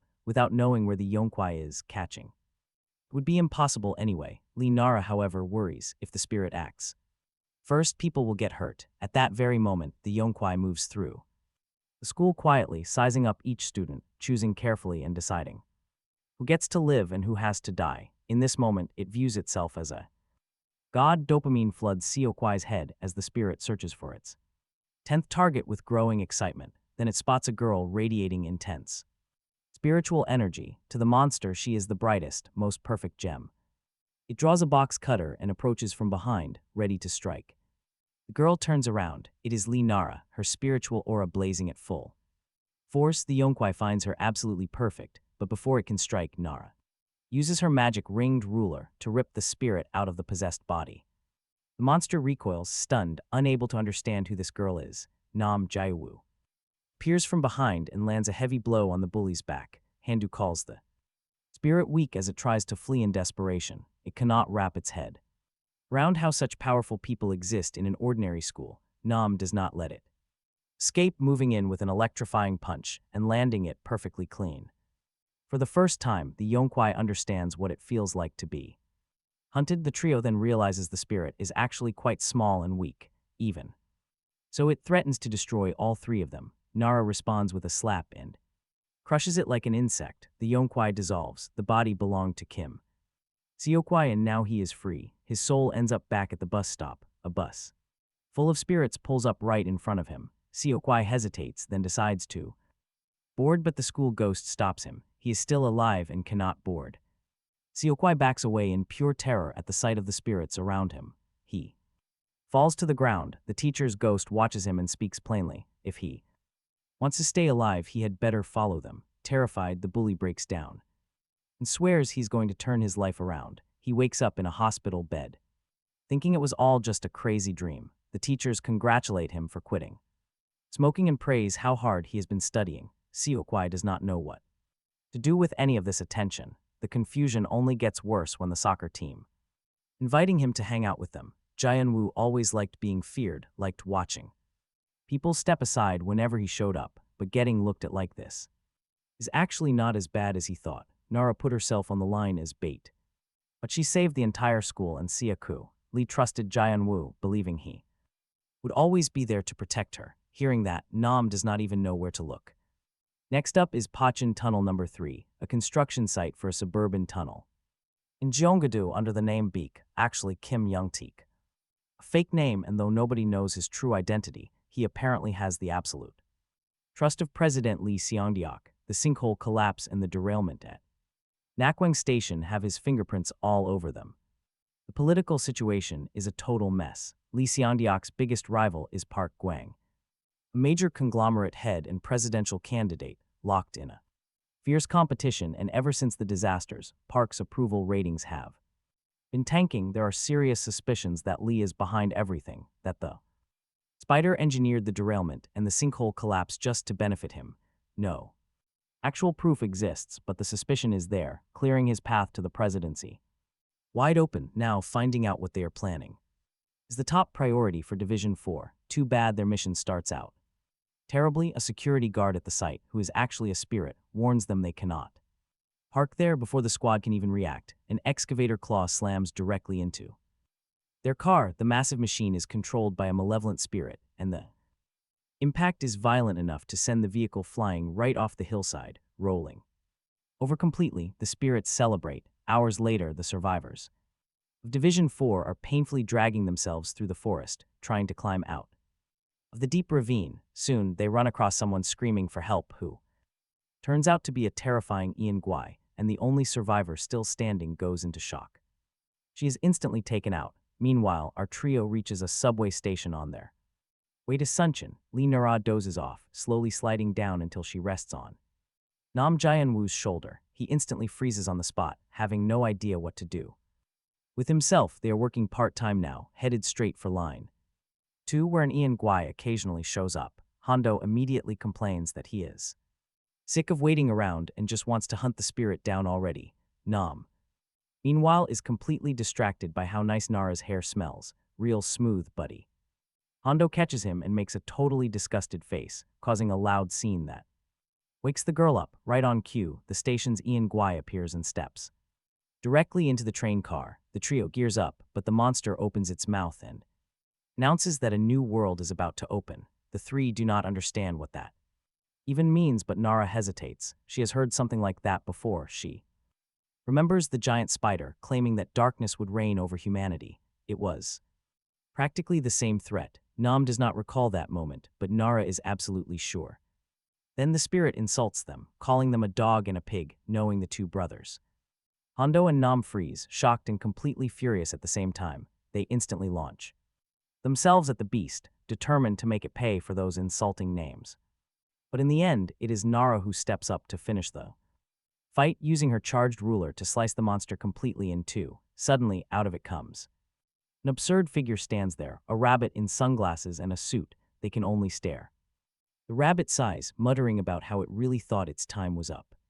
Checking its watch, the creature warns them that things are getting extremely dangerous. Time is short. Without wasting a second, it sprints straight for the doors. The rabbit slaps a paper talisman onto the metal. A glowing symbol flares to life. A burrow-shaped portal opens. The rabbit hops through, and Nara finds the creature incredibly cute. But the little creature quickly warns them of a serious crisis. Their team leader, Gongchan, is in deep trouble and needs to be saved immediately. Nara quickly reminds everyone that Gongchan is a member of the National Intelligence Service. Sun Bai leans down to peer into the glowing rift, trying to spot where. But the rabbit has no time for that. It ruthlessly shoves all three inside. It begs them to save their leader as they tumble down a seemingly endless, dark abyss. They plunge past a strange sign marking punch-in number 3, plummeting deeper and deeper. The rabbit hole seems completely bottomless until they finally slam hard against the cold ground. Looking up, they spot a Korean flag. Nam Gun-woo slowly opens his eyes inside a trench. All around him, spectral soldiers are locked in a brutal firefight. Meanwhile, Handu wakes up. In the same war zone but on the opposing side, when the truth finally sinks in. Everything clicks. They are trapped right in the middle of a massive clash between the two Koreas. Talk about a literal nightmare scenario for these two brothers. On Nam's side, a battered soldier is dragged into the dirt. This man is clearly a veteran and whispers with relief that he is glad Nam made it. Nam immediately tries to ask if they know Gongchan, but the soldiers completely ignore him. To them, this is a very real battlefield where death is waiting at every turn. Nam looks around, realizing they are actually inside an unfinished, underground subway station. Across the dark corridor, a North Korean flag hangs on the wall. These spirits are eternally reenacting their bloody conflict, transforming the construction zone into a historic battlefield. Before Nam can even process the horror, a soldier shoves a helmet onto his head, thrusts a heavy rifle into his hands, and barks orders to defend their line. No retreating, no surrender. They must hold this line. Suddenly, Nam realizes none of these men actually know they are dead. A soldier nearby pulls out a charm, showing off a small photograph of his wife. He proudly shares that she is expecting a baby in the autumn, excitedly wondering whether it will be a boy or a girl. In the picture, she looks just a bit older than Nam, smiling warmly at the camera. Staring at the photo, the crushing weight of reality hits Nam. This soldier died before he could ever hold his child. A tragic fate is looming right over him, and the poor man has absolutely no clue. Nam swallows his grief and offers his congratulations. To the happy couple, the Phantom smiles in gratitude, warmly telling him they will meet again on the outside. Suddenly, the captain roars that this is their turning point. They must fight for their nation and hold the line. Suddenly, a mortar shell detonates behind them, vaporizing several spirits instantly. Nam freezes in absolute shock. Watching souls dissolve like that still hurts deeply, even knowing what they are. Enemy forces surge forward across the trenches, unleashing a relentless hail of gunfire. Nam's allies return fire, but they are quickly overwhelmed, blinded by fury. One soldier hurls a grenade over the barricade, across the dividing line. Handu flinches violently as a blast detonates right behind him. The terror is far too real. One North Korean soldier screams about American imperialists, only to get cut down. Handu backs away, shaken to his core. The spirits around him are dying again, and it feels terrifyingly real. Suddenly, a South Korean soldier rushes down the hall, charging the communist. Handu freezes right in the chaos, wondering why these men are still fighting. The war ended decades ago. The brothers meet. They lock eyes in the middle of the dusty construction site, realizing the truth. These ghosts are completely trapped, caught in their final moments forever. Dead, forgotten, and completely oblivious that the war ended ages ago. But before they can act, both Phantom platoons are almost entirely wiped out. One by one, they fade, dissolving away as the nightmare resets. The Phantoms repeat their old lines, complaining about having only 2 new recruits. Miserable turnout. Nam instantly recognizes the lovesick soldier from before. As the captain delivers his speech about saving lives, the brothers understand. 70 years of torment, repeating the same horrific tragedy over and over. The cycle never stops. Meanwhile, Nara wanders alone in the dark, searching for them, but the ground beneath her is covered in bones. Skeletons and armor lie in bizarre magic circles. Then, movement. An evil cat spirit creeps up from behind, clamping her mouth shut. It holds Nara still as a ghostly soldier marches down the corridor. Sinister spirits roam the ruins, mocking the dead. Suddenly, Nara realizes it.